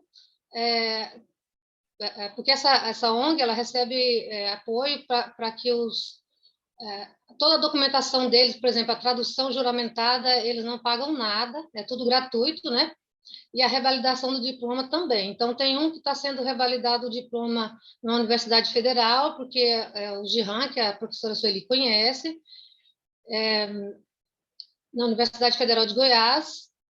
Um outro que é formado em administração também está sendo na Universidade em Goiás. E um outro venezuelano que eu não me lembro qual universidade também, né? Então, assim, a gente tenta fazer esse trâmite, mas nesse caso eles têm que já estar com a documentação, né, já com diploma. Então, aqueles que já têm o diploma e já têm também o RNE, essa é uma exigência, precisa do Registro Nacional de Estrangeiros, né? Então, eles conseguem essa facilidade de ter seu diploma revalidado aqui. Agora, aí, mais ou menos há 2 anos, a gente começou a trabalhar também com as crianças e adolescentes. Por quê? Porque as famílias têm filhos e os pais não sabem ensinar as tarefas para os filhos, porque a língua é diferente, né? E muitas vezes também os pais estão trabalhando. Então, a gente começou a trabalhar com essas crianças, né? Começamos a trabalhar com crianças e adolescentes. Então, eu tenho aluno de 6 a 17 anos. E então a gente faz esse trabalho porque meu esposo foram em 2 situações. Meu esposo foi com um jovem sírio, um adolescente de, na época, 14 anos. Então, ele foi numa escola para fazer primeiro nós fomos no núcleo, né? Então, uma das exigências, na verdade, como ele não tinha documentação, a exigência é só que fosse matriculado na idade, né? Na idade, ou na série que ele havia sido matriculado lá, como ele não sabia informar, então foi matriculado pela idade. Então, a diretora, não sei quem, meu esposo disse que foi a diretora, não sei se realmente foi a diretora, mas a pessoa que, no ato de fazer toda a matrícula, perguntou quem é que o que meu esposo ia fazer com esse menino para que ele pudesse aprender português, porque ali na sala ninguém falava árabe. Porque a sala tinha 40 alunos, e então não tinha como eles fazerem nada com esse aluno. Então, assim, a gente ficou assim, bastante preocupado, porque não é só colocar a criança e o adolescente dentro da sala de aula, né? Mas é preciso de um acompanhamento, ele precisa de ter uma igualdade de oportunidade, né? E também ele precisa ter assim aquela condição de poder aprender, porque uma coisa é você saber a língua. Um brasileiro ele entrou, foi matriculado e aí ele vai ter que aprender as matérias, mas se ele tem dificuldade, é o idioma dele. Agora, um adolescente ou uma criança que ele é simplesmente inserida dentro de uma sala de aula, mas ele tem que aprender os conteúdos juntamente com o aprendizado da língua, isso é muito difícil, é muito difícil. Tanto que o Issam, por exemplo, esse aluno sírio, ele disse que, eu perguntei para ele me perguntou sobre a questão do dia da prova e tal, e eu falei, você não sabe o dia da prova? Porque no início eu usava muito o tradutor, né? Eu usava o tradutor português-árabe. E ele disse que ele não sabia que dia era a prova, porque o dia da prova ficava no mural, mas ficava pregado na parede, mas ele não sabia que dia era o dia da prova, né? Então, assim, inclusive uma das sugestões era que justamente assim pudesse ser feito. O professor sabe que existe um aluno de língua árabe, poderia talvez colocar pelo menos em inglês o dia da prova, porque ele sabe inglês. E aí ele tem uma noção de que aquele dia é o dia da prova, né? Ou então ele ter que ter algum outro acompanhamento separado para dizer, olha, a prova é tal dia, mas você não tem o domínio da língua, então vamos esperar um pouco, né, para que você tenha mais um domínio da língua. E outra coisa, uma coisa é você aprender português para você conversar, oi, tudo bem. Outra coisa é o português para disciplinas, né, que são mais difíceis, eu penso, né? Então, esse aluno é um aluno que até hoje ele tem dificuldade, ele foi reprovado no primeiro ano, porque pela idade ele foi matriculado no 9º ano, mas ele precisou ser reprovado justamente porque até o final do ano ele não tinha domínio da língua. Então, assim, é uma dificuldade muito grande. E uma outra aluna que eu conheci recentemente, ela está no primeiro ano do ensino médio, ela está fazendo o primeiro ano pela 3ª vez. Porque primeiro ano ela não sabia a língua, o segundo ano veio a pandemia, e agora ela está fazendo o primeiro ano pela 3ª vez este ano. Então, assim, eu ofereci ajuda para ela, né? Porque eu sei que a situação é bem difícil. E, assim, dentre os alunos, eu tive um aluno que ele chegou com 6 anos, hoje ele tem 8, e esse aluno, ele fez um desenho para mim, quando ele chegou, ele tinha 6 anos, ele me deu um desenho, e nesse desenho, ele ele desenhou 3 aviões, o último avião jogava bomba, e no meio do desenho ele fez como, sabe aquelas de acolhimento que existe nesses países eu esqueci o nome agora, sabe aquelas barracas, e aí no meio tinha uma pessoa com sangue, né? Então assim, isso retrata, né, principalmente para a área de psicologia, né, retrata a questão da vulnerabilidade emocional com que vem, porque as crianças também elas sofrem muito, porque elas veem o sofrimento dos pais e também porque elas mesmas sofrem vários tipos de traumas emocionais, né? E esses traumas emocionais, elas levam para dentro da escola, né? Elas levam para o ambiente onde elas estão. Então, é muito importante esse olhar para a criança e para o adolescente nesse sentido, principalmente o adolescente, porque ele já teve uma situação vivida ali, ele já teve uma história, já teve amigos, escolas. Então, assim, é um olhar que precisa ser assim, no sentido de acolher mesmo, né? É igual, eu tenho um aluninho, hoje ele está com 11, mas ele tinha muita dificuldade de que uma aluna mulher ensinasse ele a atividade, porque ele é muçulmano. E na Síria, por exemplo, mulher não estuda com homem, é completamente separado. Então, ele tinha dificuldade que uma menina na escola, na sala de aula, fosse ensinar por conta disso, né? Então, assim, são várias as situações em que a gente presencia com relação à educação, né, de crianças e adolescentes. Então, assim, diante de toda essa realidade, a gente pensou em montar uma organização, uma instituição, até falei com a professora Sueli. Então, nós começamos uma instituição a partir desse ano, e o nome é Instituto Etnos Brasil. Ela vai estar trabalhando com crianças e adolescentes, é a prioridade, mas, assim, a gente vai trabalhar com famílias, né?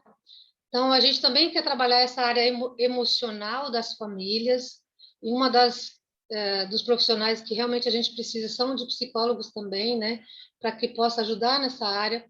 Mas a gente quer justamente trabalhar essa questão nós queremos trabalhar junto com as escolas, como se fosse uma integração com as escolas públicas, porque eu estava vendo uma pesquisa aqui do Instituto Unibanco, de 2008 a 2016, as matrículas de escolas de alunos estrangeiros de crianças, né, até 18 anos, subiram 112%. Isso foi até 2016. Agora, com certeza, com a questão dos venezuelanos que vieram, com certeza subiram muito mais. Então, isso exige uma resposta das escolas, né? E por conta disso, a gente quer trabalhar assim, juntamente com as escolas públicas. Nós conversamos com a secretária do Núcleo de Educação, que agora acho que é Isabel, o nome dela, se eu não estou enganada, e aí expliquei o trabalho que a gente quer fazer com esses adolescentes, porque elas são das escolas estaduais, né? Na nossa instituição, né? A gente quer fazer um trabalho de contraturno para dar apoio para eles. Aqueles que não sabem o português, a gente apoiar com a língua portuguesa, e aqueles que já sabem, a gente apoiar com relação às disciplinas, que são a matéria, né, de geografia, de história e todas as outras matérias que eles tenham dificuldades. E também com relação ao município, nós conversamos também na época, a gente fez essa conversa ano passado, agora já mudou a secretária, mas nós fizemos também essa conversa com a secretária municipal de educação, né? Então, o que a gente fez? A gente pediu para eles o número de alunos estrangeiros que eles têm matriculados, inclusive desses dados do Instituto Unibanco, as escolas públicas respondem por 65% desses alunos, né? Então, é uma quantidade assim, muito grande. Então, por exemplo, do município são 61 haitianos, 51 venezuelanos e 18 de outras nacionalidades. Do estado, foi-me passado 67 alunos. Então, a gente tem, no caso, são os alunos de Cuba, de Peru, de Bangladesh, de várias outras nacionalidades, né? Então, assim, a gente vai ter um leque, se a gente conseguir esses estudantes, a gente vai ter um leque de muitos alunos de várias nacionalidades. Então, a gente quer também promover eventos culturais, né? Essas situações assim. Mas o nosso foco tem uma frase do Filippo Grandi, que é o alto comissário da ONU para refugiados, onde ele diz que a educação é onde os refugiados têm uma segunda chance. Então, a gente entende que a educação é onde os refugiados têm uma segunda chance, porque é a partir dela, né, que eles vão se encontrar, tanto individualmente quanto coletivamente, e a partir da educação também, que eles vão abrir o leque para a independência, para a liberdade. Então, assim, não serem dependentes do Estado, e futuramente eles contribuírem com o Estado, né? Pagando imposto, empregando pessoas, porque a gente tem alguns que a gente conhece, que a gente já ajudou, inclusive já deu cesta básica, já fez aulas de português, e hoje eles têm loja de celulares ali no centro, né? Então, assim, essa é a nossa intenção, que através da educação eles consigam essa independência em todas as áreas da vida deles. É isso que eu gostaria de falar. Só complementando, teve uma moça que falou aí sobre a questão do apátrida. O Gihan, ele é apátrida, ele era apátrida. Não sei se interessaria de conhecer a história do Gihan, porque ele foi tomado o documento dele na Síria. Então, quando ele chegou no Brasil, ele não tinha documentação nenhuma. Ele conseguiu o RNE dele com menos de um ano por conta disso, porque ele era perseguido, né? Porque ele fazia vídeos ali das situações que aconteciam. Então, ele foi tomado todo o equipamento dele, inclusive documentação. Então, quando ele chegou aqui, ele chegou sem documento nenhum. Ele era uma apátrida mesmo. Hoje, ele já tem o RNE brasileiro. Obrigada, professora Celi. Ótimo. Depois a gente faz esse vínculo entre vocês, nessa rede, né? Porque a gente costuma trabalhar muito em rede, né? Em rede com as universidades, com, né, educação e ensino fundamental, médio, com as diferentes igrejas, né? Religiões, né? Porque é muito amplo, né? Você vê que vem muito trabalho para frente. Eu acho que esse casamento também da educação com a psicologia, também ele vem né, a gente vem somando, colocando, né, as pecinhas desse quebra-cabeça, e isso nos ajuda na formação, né, desses futuros profissionais que estão vindo aí. Então, é muito por aí. Eu estou pensando em fazer o seguinte, nós temos menos de 30 minutos aqui para fazer o nosso debate, e eu pensei assim, para a gente ter uma sequência de quem se inscreve primeiro, colocar no chat, né, quem vai se inscrever, quer falar, quer fazer pergunta, quer fazer proposta, né, que vai lá para o nosso relatório que a gente vai entregar. Eu vou me inscrever. Enquanto eu estou falando, vocês se inscrevam aqui no chat e a gente vai chamando. Então, você é a primeira inscrita. E assim, a gente não se estender muito, porque assim, dentro desses 28 minutos, olhando aqui, a gente teria o quê? 9 inscrições, né? É isso, acho que umas 9 inscrições no máximo para estar fazendo, né? Então, eu já pensei assim, de 2 a 3 minutos no máximo para estar falando. Então, eu vou começar a falar assim, nos meus 2 minutos, tá? Que eu tenho. Atualmente, eu estou num grupo aqui institucional de direitos humanos dentro da UEM. Nós conseguimos aprovar uma política de direitos humanos, tem acho que 3 semanas isso. Esse grupo, ele é composto de vários pesquisadores.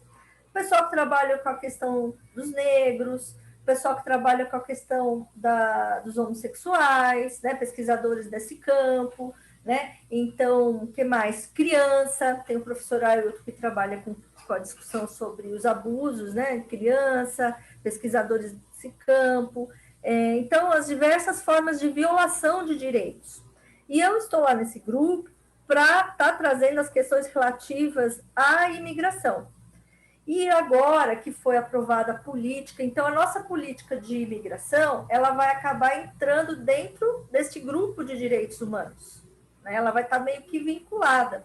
E eu me coloquei na última reunião que agora eu vou pesquisar a questão da xenofobia dentro das universidades. Como que a universidade trata essa situação? Porque nós temos que regulamentar o trabalho desse grupo, se houver denúncias. Então, o grupo, ele tem desde do preventivo, né, da aceitação, do acolhimento, até se houver eu espero que não tenha, né, a gente vai tentar fazer o máximo para não acontecer, mas pode vir a acontecer, de uma denúncia mesmo no grupo de vocês, meninas aí, né? Como pode vir, e aí, o que a gente vai fazer com essa denúncia? Quais são os procedimentos? Nós tivemos outros casos no passado aí, que foi bem complicada a questão do assédio sexual. Então, levou muito tempo para tratar, isso é um tema que tem na sociedade, né? Os tipos a questão do assédio e tal. Então, o que acontece? Às vezes você não consegue professor para compor a comissão, né? Então, com este comitê agora, que é um comitê múltiplo, e tem pessoas da área de direito, é um avanço para nós, porque essas federais, elas estão 1000 anos-luz à nossa frente. Nós estamos em construção. Para vocês verem as estaduais do Paraná, nós estamos à frente e está muito atrasado em relação a tudo. No Brasil, né? Tudo por se fazer. Então, se vocês tiverem informações, eu até peço aqui no grupo notícias, tal, eu vou fazer um levantamento. Como que as universidades trabalham essa situação quando há um caso de xenofobia? Eu acompanhei um caso lá em Portugal, em Coimbra, teve com brasileiros. Eu vou atrás para saber como que se está, para poder trazer essa experiência para esse grupo de direitos humanos, em termos de violação, né? Como as meninas colocaram aqui. Então, eu acho que é uma tarefa agora, uma proposta, né? Da gente estar elaborando um pouco mais esse debate em relação às situações de xenofobia, né? Como que a gente tem que trabalhar isso? Eu vou pensar melhor na minha fala, mas é nesse caminho, né? Em termos dos nossos desafios, e é a minha tarefa do próximo semestre, tá? Para estar pensando, e, né, eu acho que o nacional também vai ter que estar trabalhando com isso, né? A discussão, como que ela é encaminhada, quais os caminhos da defensoria pública, e vai no campo do direito, né? Então, por aí. Sueli, Então eu vou precisar sair porque eu tenho que buscar minha filha agora para levar. Ela está na casa de uma professora que eu deixei hoje por causa. Aí eu vou buscar para levar para a escola dela hoje, que ela só vai segunda, quarta e sexta, né? Então eu preciso sair agora. Tudo sem problema? A gente vai registrar aquela tua discussão dos documentos, tá bom? Beleza, tá bom. Gente, foi um prazer conhecer a todos, viu? Ok. Tchau. Então, aqui, gente, enquanto eu estava falando, o Gustavo se inscreveu e depois segue a Gioconda, tá bom? Eu não vou conseguir abrir minha câmera, vocês conseguem me ouvir? Eu me chamo Gustavo Pedroso, sou aluno de psicologia lá na UFPR, trabalho no acompanhamento de estudantes migrantes e refugiados na universidade, que também faz parte de uma política institucional, e sou participante do Núcleo de Psicologia e Imigração do Conselho Regional de Psicologia do Paraná, só para dar o preâmbulo institucional. E é muito interessante essa colocação de como manejar essas questões de xenofobia, de racismo, e até de, entre várias aspas, integração, ou possibilitar o mínimo de apropriação da cultura universitária dos estudantes imigrantes na universidade, né?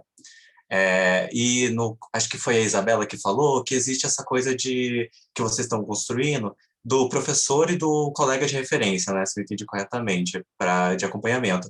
E eu tive uma questão em relação a isso, se eram voluntários, como esses voluntários eram selecionados, e se havia algum tipo de formação contínua, tanto para o professor quanto para o estudante, em relação à sensibilização a esse tipo de questões.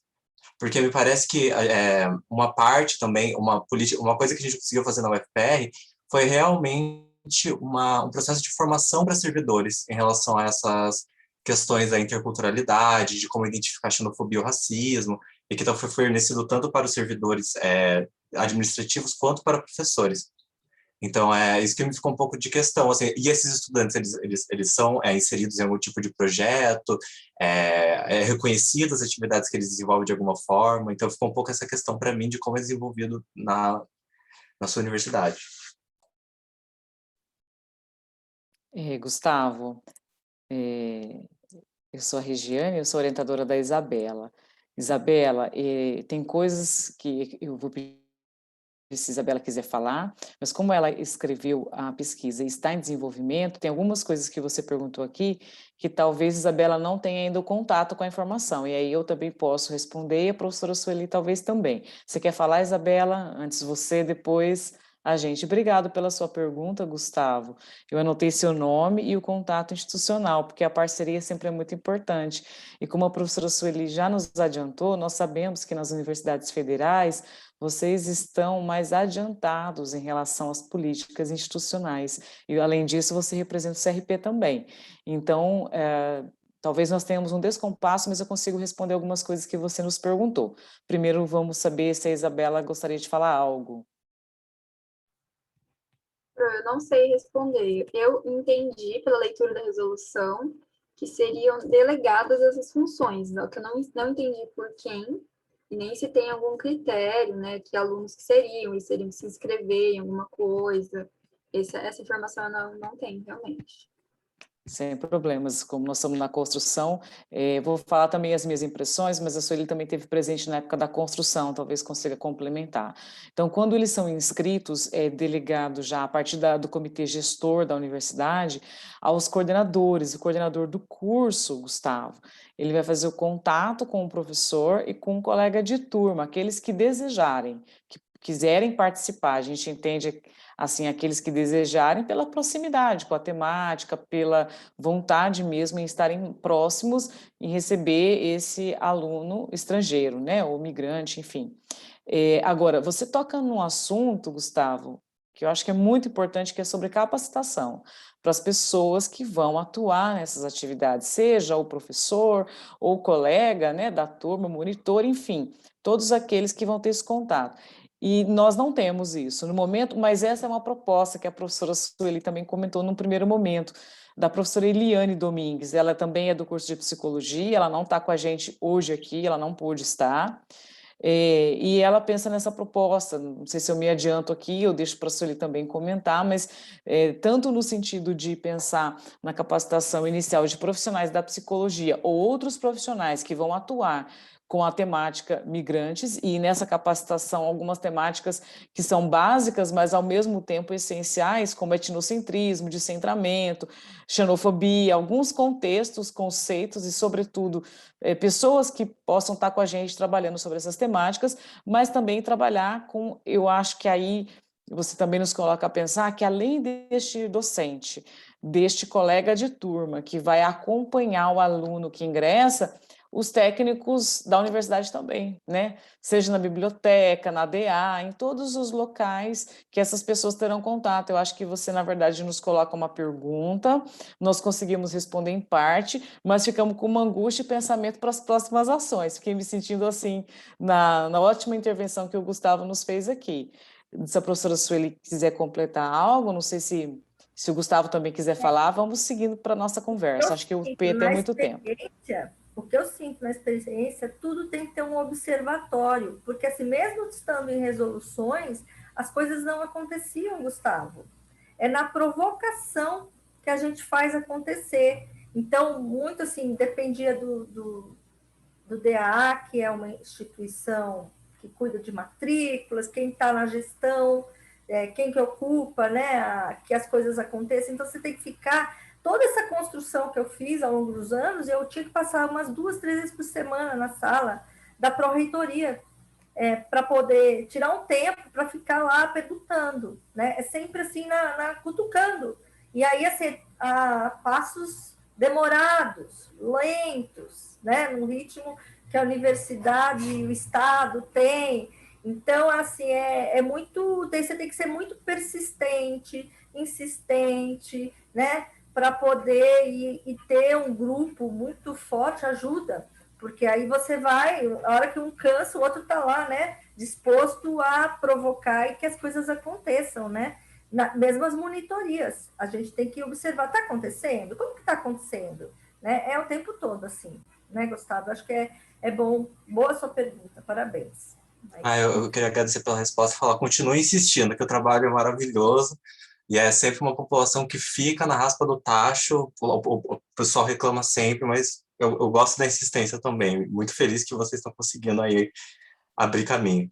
Gustavo, eu queria aproveitar, eu sei que a Sueli, a gente tem pouco tempo, mas como só tem o Gustavo e a Joconda inscritos, eu queria perguntar para o Gustavo também, para ele ajudar a gente aqui com as ideias, como é que é feito lá na UFPR, se você pode também compartilhar com a gente, né? Não sei se agora é o momento, se dá tempo de, resumidamente, você poder falar um pouco, e a gente pode também trocar os contatos aqui, os e-mails institucionais, para a gente seguir em contato, acho que isso é bem importante. Eu vou fazer uma pontuação bem breve, então, em relação a como é feito essas questões de atividades com os estudantes. Então, a gente tem as políticas universitárias de ingresso e que também que promovem também o acompanhamento a longo prazo. Esse acompanhamento é feito pela psicologia. E, recentemente, pelo curso de psicologia, né, pelo projeto de extensão, que é o Movimento Migratório de Psicologia. Então, e a gente tem o acompanhamento pelos estudantes discentes, que seria como se fosse, entre aspas, uma tutoria entre pares, né, por pares. Só que não pares do mesmo curso, né? Então, são os alunos da psicologia que são distribuídos são mais de 100 alunos hoje em dia na UFPR que entraram por essa política. Então, esses alunos são distribuídos entre cursos e eles fazem o acompanhamento durante o período letivo desses estudantes. Agora, a gente não tem, em todos os cursos, tutores dentro dos cursos. Então, por isso eu fiz essa pergunta bem para vocês, porque é algo que a gente pensa bastante, que a gente acha muito interessante, mas nos parece que não há tantos estudantes interessados, então por isso eu queria saber, existem estudantes interessados na UEM a fazer parte desse processo? E agora, a Pró-Reitoria de Assuntos Estudantis, né, que é responsável pelo acompanhamento dos estudantes, pela permanência, ela também está integrada das nossas atividades. Então, a gente tem um observatório mínimo, né, para saber qual é a condição de cada um desses estudantes. Aconteceu um observatório também das políticas pelo nosso Centro de Psicologia e Educação, Centro Aplicado de Psicologia e Educação, onde a gente conseguiu ver se essas pessoas estavam inseridas em bolsas, se elas estavam com dificuldades socioeconômicas. como estava sendo o aproveitamento do curso delas. Então, tem, por um lado, essa perspectiva institucional, que a gente também tem que mostrar para a política universitária que essas pessoas estão conseguindo dar conta minimamente da universidade, e, por outro lado, a gente está tentando dar condições para essas pessoas conseguirem ter um mínimo de integralização, o mínimo de possibilidade de fazer as disciplinas, através dessa tutoria por pares, que passa bastante pela questão de se apropriar minimamente de como funcionam os fluxos universitários. Eu achei muito interessante essa parte do mapa, né, porque é realmente por aí, mostrar como é que você chega em tal lugar, com quem que você tem que falar, quais são as possibilidades que você tem para resolver um problema na universidade. A gente sabe que na universidade pública as coisas vão ficando muito difusas e muito confusas, eventualmente. Então, a gente tem essa perspectiva pela extensão e pela política da pró-reitoria. Então, são esses dois lados, por enquanto. Mas, como eu coloquei, eu acho que essa questão de ter alguém no curso provavelmente faz toda a diferença, porque a gente não consegue se apropriar, né, nas dinâmicas de cada coordenação, de cada departamento. E a gente vai vendo que, para o estudante imigrante, é realmente uma questão de ter o know-how da universidade, assim, que é mais uma coisa que os calouros brasileiros também têm que ser integrados minimamente à cultura universitária, né? Então, eles têm que saber para onde ir, o que fazer, qual é o momento de fazer uma intervenção, quais professores, qual é o professor legal do curso, qual professor reprova, qual professor não reprova, qual matéria eu devo fazer, qual matéria eu devo trancar. Então, ter esse know-how do curso é uma coisa que somente pelos pares e pelos semelhantes vão conseguir ser encaminhadas minimamente, assim. Então, são algumas das limitações que a gente já começa a ver no nosso trabalho, que essa questão de realmente esse cuidado de tornar-se estudante, né, na universidade, que também é um processo. Nossa, parabéns pelo trabalho, pelo lindo trabalho que vocês estão desenvolvendo lá. Você poderia escrever, se você quiser, a gente acho que agradece já, e a gente pode passar os contatos depois também, o e-mail no chat. E a gente pode passar para a próxima, né, dado o horário, a Gioconda. Muito obrigada, Gustavo. Vou colocar o meu contato também. Bom dia, boa tarde, enfim. Meu nome então é Gioconda, eu sou estudante de doutorado aqui da Universidade Federal do Paraná. Fui imigrante por um tempo, morando fora do país, e acompanhei mais um pouquinho, né, a questão dos processos de imigração, principalmente no campo da infância na Itália, assim, onde eu morei por um tempo. E, enfim, aí as minhas leituras e meu conhecimento um pouco vem dali, e hoje no meu doutorado eu pesquiso migração e infância. A minha proposta, na realidade, eu queria falar um monte de coisa, porque, assim, eu acho que os temas foram, as experiências relatadas aqui foram ótimas, fiquei super curiosa, assim, mas por uma questão de tempo não dá para a gente ir muito além disso. Eu queria também sugerir, a UFPR tem a Superintendência de Diversidade e Inclusão, que tem um núcleo que trabalha com a questão migratória, então, que é o NEPRI, enfim, que também é bem interessante, assim, dá para dialogar com o pessoal de lá. A minha proposta seria no sentido assim, como a gente tem que pensar, né, dentro dessas discussões, neste eixo da educação, de como que a gente poderia fazer, né, se a gente, eu não, talvez eu tenha perdido o início, não sei quem tem algum relatora dessa sala, enfim, para discussão aí do eixo, porque tem um documento base disponível, né, da plenária no site, né, e eu acho que tem ali, o texto tem as suas contribuições, é mais voltado para a questão da Covid, que é o tema geral da plenária também, né, mas eu queria propor também algumas questões para essa organização do texto específico da educação, né, pensando a educação, o direito à educação, aí dividindo a educação básica, educação ensino superior, política nacional de educação e políticas intersetoriais, além do tópico da Covid.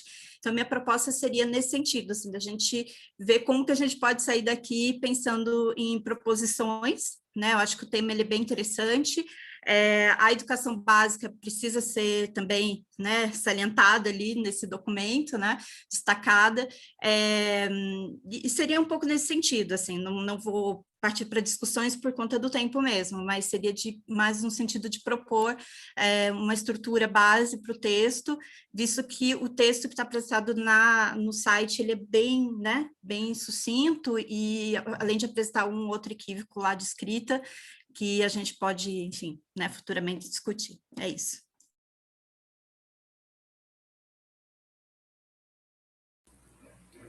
Gioconda, eu estou pensando aqui, se você também colocasse o seu contato aqui para a gente, e também se você conseguisse escrever, já para a gente inserir nesse documento,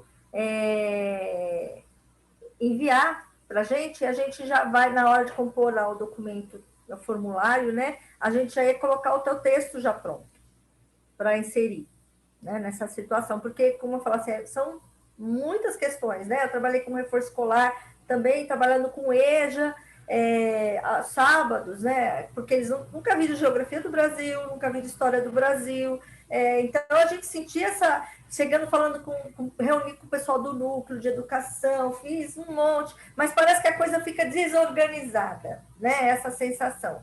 Falta uma estrutura que dê uma organização, né? Nessa situação.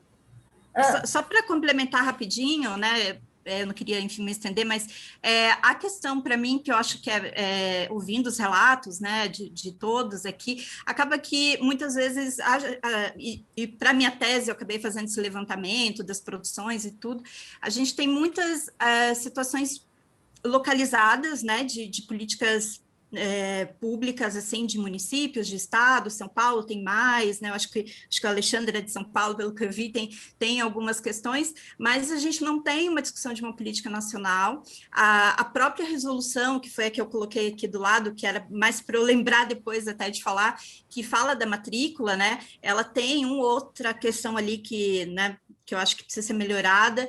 A própria ideia na resolução de colocar a política de acolhimento para a escola já é um equívoco, porque para mim isso tem que ser do Estado, tem que ser do município, tem que estar nas diretrizes, tem que estar em vários outros documentos, não colocar na escola a responsabilidade de pensar uma política ali. Isso tem que ser uma articulação feita município, Estado, enfim, entre os três entes aí da federação. Então, é um pouco nesse sentido, professora, que eu penso que a gente, pensando, né, nesse documento como algo maior, propositivo, a gente pensar em trazer esses elementos. E também, para nós que discutimos, enfim, vocês têm muito mais experiência do que eu, a questão de educação e migração, eu só queria destacar que a gente tem processo aí da Conferência Popular de Educação, né, vai ter as municipais e estaduais esse ano e a nacional no ano que vem, e é preciso a gente também dialogar com a migração nesses documentos, assim, porque é meio ausente lá a imigração, né, os refugiados nos documentos aí da conferência. Então era mais nesse sentido aí de contribuir. Ótimo. O pessoal daqui que tem mais prática consegue pegar o registro aqui no chat, gravar para a gente jogar lá os documentos? Quem sabe aí sabe fazer aí a técnica de salvar o que ela colocou para nós aqui. Professora Sueli, posso dar uma palavrinha, 5 minutinhos? Claro. Aproveitando já o gancho que a Gioconda colocou, primeiro falando um pouco sobre o texto base do eixo de educação, que foi feito justamente pelo pessoal da cátedra aí da Federal do Paraná. A gente tinha feito um texto bem maior e bem mais completo, que englobava educação básica, educação média e educação superior. Mas aí, depois a gente teve que dar uma enxugada para ficar mais sucinto, e aí acabou ficando da forma como você colocou. Eu acho uma sugestão que, para além da relatoria, acho que é interessante a proposta da professora Sueli sobre a relatoria, mas para além da relatoria, se você quiser, ou se vocês quiserem se articular para apresentar um documento, por exemplo, uma moção ou uma sugestão para a gente aprovar na plenária final, seria muito interessante. Destacado da relatoria, pode ser junto também, mas acho que destacado também dá essa ênfase. E aí eu acho que dá um alcance maior e a gente consegue levar isso para a plenária nacional como uma moção enfim, de alguma coisa, de agravo, desagravo, enfim, da forma como vocês quiserem construir, que eu acho que é interessante também. E sobre a conferência, eu não sei se faz sentido também, mas acho que a atividade é de vocês, mas uma proposta também seria poder levar as resoluções daqui da plenária para serem debatidas na conferência, não só debater aqui dentro da plenária, mas levar isso para ser debatido na conferência. A gente vai fazer isso agora, eu estou participando também da construção da Conferência de Seguridade Social Ampliada, que a gente vai fazer isso. A gente vai pegar o que for debatido aqui e vai levar para lá também, porque não tem um eixo específico de migração e a gente quer fazer com que tenha, né? Enfim, era e outra coisa só para finalizar também, a gravação a gente vai colocar no YouTube e se vocês quiserem a gente disponibiliza o chat também, manda para vocês e manda com o link do YouTube já. Ótimo. Fica mais fácil para trabalhar, né? Acho que é isso. A interface, né, nas outras áreas, a gente tem que militar também e colocar a temática da migração, né, para sair dentro do grupo, né, e ir para essas esferas. Agora, sobre essa moção, o que você acha, Gioconda? O que você acha de fazer, da gente colocar um texto à parte do próprio relato ou não? O que vocês estão pensando em fazer? Jane? Então, na realidade, eu acho que a gente pode pensar no sentido de complementar o texto, ou complementar ou sugerir, né, algumas alterações, né? Porque, por exemplo, lá fala algumas questões, eu conheço um pouco mais a educação infantil, né? Então, fala ensino infantil, com conteúdo, então tem, né, isso já acho que foi na hora ali o pessoal já teve, que é a educação infantil, a gente não fala de conteúdo porque não é escola, enfim, tem umas questõezinhas ali, mas eu acho que seria uma proposição, acho, de alteração do texto, ampliar o texto, enfim, não sei como é que isso é possível, né, dentro da dinâmica, isso que eu fiquei na dúvida, quando o Alexandre comentou, eu fiquei ainda na dúvida de como propor, na realidade. Se forem duas coisas diferentes, eu acho que pode ter esse debate sobre a relatoria, que também, assim, a gente sugere que sejam 3 propostas, mas podem ser mais propostas. Se vocês tiverem 4, 5, 10, tudo bem. E você, Gioconda, mandar também as suas sugestões por e-mail para o texto do eixo de educação, não tem problema nenhum. Você tem o e-mail da plenária, né? Acho que agiliza. Que ela já pontua, né, o ponto do texto, né, uma coisa bem precisa, né, no texto. Bom, eu acho que eu só queria fazer um comentário, eu sei que então, faltam 2 minutos para encerrar uma fala da Gioconda. Sobre as políticas, ela falou assim, teve um momento, né, que a gente falou das políticas institucionais, mas não dá para separar, e nem é a nossa intenção, das questões municipais, estaduais e federais. Mas, ao mesmo tempo, é tudo para nós aqui em Maringá, tão novo, que faz o quê? Eu acho que não faz 10 dias que nós tivemos a inauguração de um Conselho de Direito do Migrante Refugiado no município, que nós não tínhamos ainda, aqui em Maringá. Então, vamos dizer assim, que a gente, né, pensa nesse movimento que deve ser articulado, sem dúvida, e, por um outro lado, a gente conseguiu trazer aquilo que a gente tem, o modo como a gente está caminhando e para a gente pensar nos desdobramentos. Eu acho que esses desdobramentos são essas propostas, acho que esses encaminhamentos que a gente pode pensar e com as sugestões de outras pessoas que talvez tenham até mais experiência, outra vivência, mas que nos auxiliem nas reflexões para os encaminhamentos. Eu fiquei pensando muito nisso, né? Na nossa relação institucional, mas também com o município, que é tudo assim, muito, muito recente para nós, e muito urgente e muito, muito necessário. Bom, é isso, então. Algumas pessoas vão nos ajudar aí na relatoria, né? Acho que quem ficou de ajudar a Isabela, né? Pedir para a Ana Luísa, para a Luana, também peço para a Isabela, para quem puder, a gente vai dar uma sequência agora na escrita, eu acho que a gente encerra, como é que são os trâmites agora, que eu também não sei, acho que a nossa sala deve estar para encerrar aqui, né? É isso. Depois a gente segue na escrita do documento, para apresentar amanhã. Isso. Só para dar esses informes, a sala a gente encerra manualmente, assim, não precisa ficar, eu vi que vocês estavam um pouco apressados, mas não tem problema passar 5 minutos, agora que a gente pede é que vocês enviem essa relatoria até amanhã, às 13h30, porque aí vai entrar já na discussão da plenária final a partir das 14 horas, e a gente pede que pelo menos uma de vocês esteja na plenária final, mas se todo mundo quiser participar, melhor, lógico. E aí a gente vai apresentar o documento, as propostas, debater e aprovar para constar no documento final. É isso. basicamente. Alexandre, não sei se é oportuno, se não for, considere que, enfim, não sei se a resposta seria nesse momento, mas depois dessa aprovação da plenária final, suponho que esses documentos eles vão auxiliar a constituição das políticas. Eu queria saber os encaminhamentos depois de tudo, depois de finalizado. Claro, tem o evento nacional, aqui nós estamos falando da regional ainda, né? Se você puder brevemente nos falar.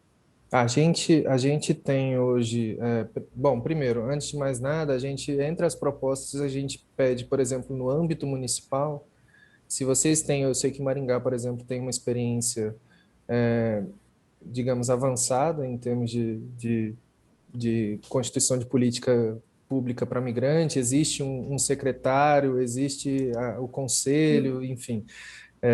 Então, assim, se vocês tiverem sugestões para mandar em âmbito municipal, a gente pede que vocês encaminhem.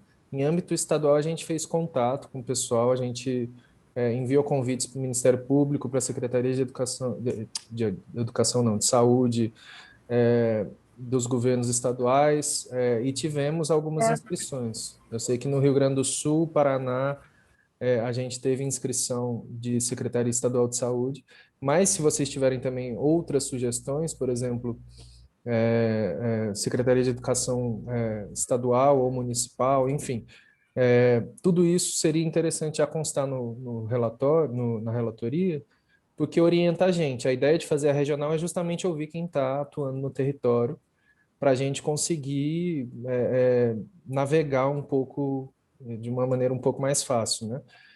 Então, se isso puder constar na relatoria, já ajuda a gente, mas a gente vai fazer interpelação de órgãos públicos e, de alguma forma, como a Gioconda colocou aqui no chat, acho importante criar essas redes e talvez formar uma frente sobre saúde e imigração, ou sobre imigração e direitos, enfim, uma frente nacional, que é um passo posterior da plenária, né? Ao fim da plenária, não ter só um documento, mas ter alguma coisa que continue encaminhando isso de alguma forma, né?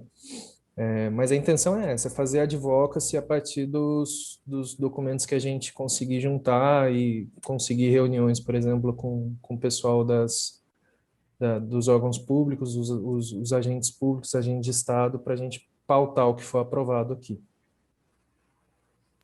Muito obrigada, acho muito importante toda essa ação. Nós, inclusive, convidamos o secretário municipal para estar aqui, mas ele não pôde, né, no dia de hoje, mas é uma pessoa bastante acessível, e para quem não é de Maringá, nós também situamos que tudo isso é muito recente, mesmo a gestão do secretário Emanuel, eu acredito que nessa gestão, menos de 6 meses, tá? Mais ou menos aí em junho, mas com grandes impactos, grandes ações, nós estamos bem felizes com isso.